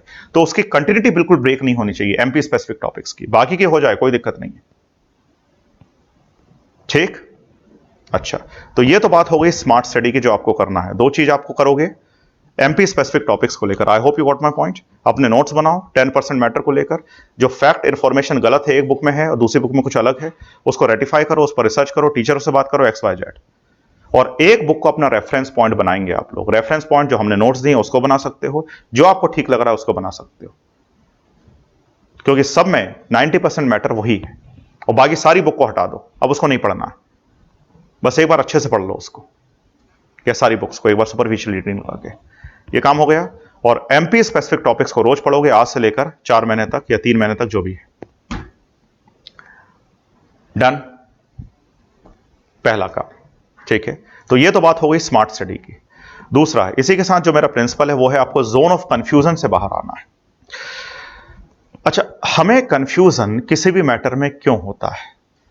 मुझे लगता है कि ये मेरा पर्सनल ओपिनियन है, वो गलत हो सकता है। मुझे लगता है कि ये बहुत जरूरी है कि हम अपने एजुकेशन सेक्टर को रेगुलेट करें, उसे कंट्रोल करें। हमारा एजुकेशन सेक्टर रेगुलेटेड नहीं है, हाईली इररेगुलेटेड। और इसका मतलब यह हो गया कि कोई भी व्यक्ति, अच्छा सब लोग बहुत नॉलेजेबल हैं, सब लोग बहुत अच्छे हैं, नो ऑफेंसेस एट ऑल, कोई भी व्यक्ति जिसको थोड़ा भी कुछ आ रहा है just because of lucrative financial rewards what they are getting from YouTube, वो यूट्यूब पर अपना वीडियो बना दे रहा है और वो यहां पर शेयर कर दे रहा है, ठीक है। आपको ये नहीं पता उस आदमी का बैकग्राउंड क्या है, आपको ये नहीं पता कि इंफॉर्मेशन वो जो दे रहा है वो कितनी सही है, आपको ये भी नहीं पता कि उसके कंसेप्ट सही हैं या गलत है। लेकिन अगर आप वो यूट्यूब के वीडियोस देखते हो, मेनली एजुकेशनल वीडियोस अगर आप देखते हो, जो आप देखते हैं मुझे पता है, कुछ चीज समझ में नहीं आए तो मान लो चलो इसका यूट्यूब वीडियो करके देखते हैं, लेकिन आप उसकी ऑथेंटिसिटी को चेक नहीं कर पा रहे हो, और आप उसकी ऑथेंटिसिटी को चैलेंज भी नहीं कर पा रहे हो। क्या करोगे? ज्यादा से ज्यादा अगर आपको पता है तो कमेंट लिख दोगे तुमने गलत पढ़ा दिया, और नहीं पता है तो वही इंफॉर्मेशन आपके दिमाग में चली गई, ठीक है, और फिर आपको कंफ्यूजन हो गया। जैसे मेरे पास बहुत सारे बच्चे ये आते हैं जो हमारे ऑफलाइन बैच वाले बच्चे हैं कि यहां पर कंफ्यूजन आ रहा है क्योंकि हमने एक वीडियो देखा था उसमें ये बोला गया है, ये लिखा गया है। समझ रहे मेरी बोल रहा हूं? तो इतना अनरेगुलेटेड सेक्टर है ये एजुकेशन का कि बहुत जरूरी है इसमें कि कुछ ऐसे लोग हों या कुछ ऐसा मैकेनिज्म हो जिसमें हम इस एजुकेशन सेक्टर को थोड़ा तो कंट्रोल कर सकें। ठीक है, जिसके मन में जो आ रहा है वो बोलता चला जा रहा है, आप लोग सुन भी रहे हो और कहीं ना कहीं वो दिमाग में बैठ रहा है। अब वो दिमाग में बैठ रहा है, या तो गलत इंफॉर्मेशन चली गई या तो गलत कंसेप्ट चला गया। तो मेरी रिकमेंडेशन ये रहेगी, सुनिए, कि अच्छी बुक्स जरूर पढ़ो, अच्छी बुक्स जरूर पढ़ो। बुक्स पढ़ने में कोई कोताही मत बरतो। अगर आप पढ़ना चाहते हो तो बिल्कुल अच्छी बुक्स पढ़िए, ठीक है। लेकिन किसी भी आदमी का वीडियो अगर आप देख रहे हो और उससे समझने की कोशिश कर रहे हो तो पहले प्लीज क्रॉस चेक कर लीजिए। अगर वो क्रॉस चेक नहीं कर पाए आप लोग तो बहुत बड़ा कंफ्यूजन बढ़ जाएगा आप लोगों के दिमाग में। और ये जो गलतियां होती है ना, हमने यहां से सुना था इसके अकॉर्डिंगली ये आंसर होना चाहिए, ठीक है, पर आंसर तो कुछ और ही आया है। ये कंफ्यूजन तब क्रिएट होता है। मेरी तो पर्सनल रिकमेंडेशन आपसे ये रहेगी कि एजुकेशन सेक्टर को लेकर आप अच्छी बुक्स ले लीजिए, उसको पढ़िए, पर वीडियो मत देखो भाई। यूट्यूब के वीडियो मत देखो। ऑफकोर्स मेरा वीडियो तो देखो ही देखो, वरना बोलोगे कि आपका भी नहीं देखे, ठीक है, पर इसके वीडियो मत देखो। मैंने बहुत कोशिश करी कि हमारे यहाँ जो भी टीचर्स आए उनका एक एकेडमिक बेस रहे और वो अपने एरियाज में मतलब बहुत ही कंफर्टेबल भी रहें, कॉन्फिडेंट भी रहें, और जो वो इन्फॉर्मेशन दे रहे हैं वो काफ़ी हद तक सही रहे। कुछ गलतियां सबसे होती हैं, वो तो ऑफकोर्स वो तो हम लोग उसको इग्नोर नहीं कर सकते। After all we are humans, कभी कभी गलतियां हो जाती हैं, गलतियों को रेटिफाई हमें करना पड़ेगा, बहुत सारी चीज़ें हैं। लेकिन मैं ये कोशिश करता हूं कि हर एक टीचर का थोड़ा सा एकेडमिक बेस रहे। जैसे मैंने बहुत साल बहुत सारे कॉलेजेस में पढ़ाया है, including Jamia, some topics I have taken in DU also, Delhi university also. मैंने डिब्रूगढ़ तक पढ़ाया है जाके। जैसे रवि सर हैं, ऑफकोर्स दिल्ली IIT से हैं वो, तो उनका एक अपना एजुकेशन बेस है, उनको पता है कि जो वो पढ़ा रहे हैं वो सही है, कैसे आपको टीचिंग इम्पार्ट करनी है। नारायण सर आपकी क्लास ले रहे हैं, वो ऑलरेडी सेलेक्टेड हैं, तो मुझे बताने की ज़रूरत नहीं है उन कितने कॉम्पिटेंट हैं, वो आपको पता ही होगा। तो ऐसे बहुत सारे टीचर जो आने वाले समय में आएंगे भी, उनको ये चीज़ का एक्सपीरियंस है और इस चीज़ को लेकर मैं बड़ा एश्योर हूँ कि वो जो चीज़ पढ़ाएंगे वो सही पढ़ाएंगे, कंसेप्ट जो डिलीवर करेंगे वो सही करेंगे, ठीक है। तो इस चीज़ को लेकर मैं बहुत एश्योर हूँ और मैं बहुत लेवल तक इस पर काम करता हूं और बहुत अटेंशन की चीज को फॉलो करता हूं कि गलती नहीं होनी चाहिए। फिर भी गलतियां होती हैं, क्योंकि ऑफ कोर्स गलतियां तो हो ही सकती हैं, हम लोग उस पर कुछ कर नहीं सकते, लेकिन फिर भी हमें अपने एरर्स को, अपनी गलती को मिनिमाइज करना है। मेरी आपसे रिकमेंडेशन ये रहेगी कि अगर आप किसी टीचर, एजुकेटर को फॉलो करते हैं तो उस पर ट्रस्ट करते हैं, तो ट्रस्ट करने से पहले उस पर क्रॉस चेक कर लीजिए। क्रॉस चेक करने के बाद बिल्कुल ट्रस्ट कर रहे हो तो करो, लेकिन बिना क्रॉस चेक करे अगर आप उसका वीडियो देख रहे हो तो आपके दिमाग में हमेशा कंफ्यूजन आएगा ही आएगा, किसी मैटर को लेकर या फैक्ट को लेकर। हमें जोन ऑफ कंफ्यूजन से बाहर निकलना है। मैं तो आपको सिंपली बेस्ट पॉसिबल मेरी कैपेसिटी में मैं रिकमेंडेशन दे सकता हूं कि यहां के वीडियोस आप लोग देखो, इसके अलावा वीडियोस देखने की जरूरत नहीं है। और अच्छी बुक अगर आप पढ़ना चाहते हो तो पढ़ लो, बुक का कोई रिप्लेसमेंट नहीं है, क्योंकि बुक की इंफॉर्मेशन पढ़ के एक्चुअली टीचिंग क्या होती है, बुक पढ़ा, यहां से पढ़ा, वहां से पढ़ा, एक्चुअली अपने दिमाग में इंफॉर्मेशन को, कंसेप्ट को प्रोसेस किया, फिर एक तरीका निकाला कि किस तरीके से मैं उसको प्रेजेंट करूं। लेकिन उसमें कभी कभी जब आप बोलते हो तो गलतियां हो जाती, ठीक है। तो बुक पढ़िए, कोई दिक्कत नहीं है, और बहुत सारे सोर्सेस को अब लेने की जरूरत नहीं है, उससे कंफ्यूजन ही होगा। कम सोर्स रखो, बार बार रिपीटेशन करो, स्मार्ट स्टडी करो, रिवीजन की मल्टीप्लिसिटी बढ़ाओ, और MP रिलेटेड टॉपिक को बिल्कुल नहीं छोड़ना आज से लेकर लास्ट तक। जहां पर आपने छोड़ा तो वहां पर फैक्ट इंफॉर्मेशन आपके दिमाग से निकल गए। आप ये रूल ही बना लो कि आज से लेकर 2 घंटे आज से लेकर मई तक मुझे 2 घंटे पर डेली हिसाब से केवल MP स्पेसिफिक टॉपिक्स पढ़ना है तो पढ़ना है, और बाकी सारी चीजें चलती रहेंगी। 35-40 क्वेश्चन, 40% क्वेश्चन तो वहीं से आ रहा है। अब देखो ना, 2020 एग्जामिनेशन में 16-17 क्वेश्चन केवल MP ज्योग्राफी के थे। तो क्यों इतना उल्टा सीधा हम लोग दिमाग लगाएं बेकार में चीजों में। पहले 35-40% क्वेश्चन को हम लोग पैक कर लें और फिर दूसरे टॉपिक पर हम लोग काम करें। ठीक हुआ? तो मेरा 6th प्रिंसिपल है, जोन ऑफ कंफ्यूजन से बाहर निकलेंगे। एक, इसे मैं जोन ऑफ कॉन्टिनम बोलता हूं एक्चुअली, पर सिंपल भाषा में कंफ्यूजन से बाहर निकलेंगे। ज्यादा बेकार के सोर्स को नहीं देखेंगे।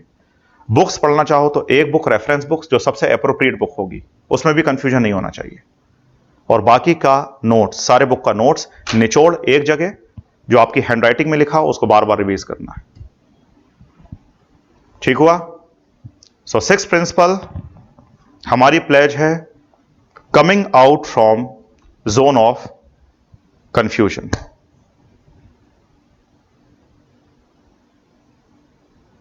Coming out from zone of confusion.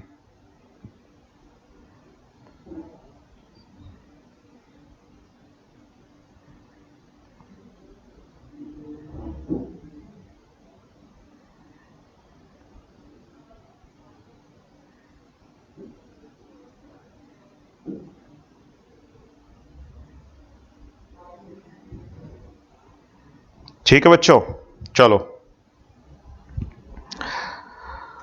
Anjali, अगर आप फर्स्ट टाइम कर रहे हो बेटा तो कोशिश को फिर यही करो कि जो हम लोग मैटर दे रहे हैं उसी को पढ़ लो ठीक से, और क्लास में जो चीज चल रही है वो पढ़ लो, और कोई एक एमपी स्पेसिफिक बुक आप ले लो जो आपको ठीक लगे। मार्केट में जाओ, थोड़ा सर्च करो, और मैं बोलना नहीं चाहता यहां से, कोई एमपी स्पेसिफिक बुक ले लो, अदरवाइज सारे के सारे टॉपिक यहां पे कवर हो जाएंगे।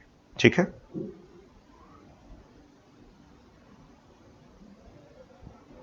चलो, प्लेज क्या है हमारी? Coming out from zone of confusion and doing with study smart study. समझ गए ना स्मार्ट स्टडी कैसे करते हैं? स्मार्ट स्टडी का मतलब ज्यादा टॉपिक कवर हो, कम टाइम में कवर हो, और बेकार की चीज जो हर एक टेक्स्ट में वही चीज दी गई है उसका रिपीटेशन बार बार नहीं हो।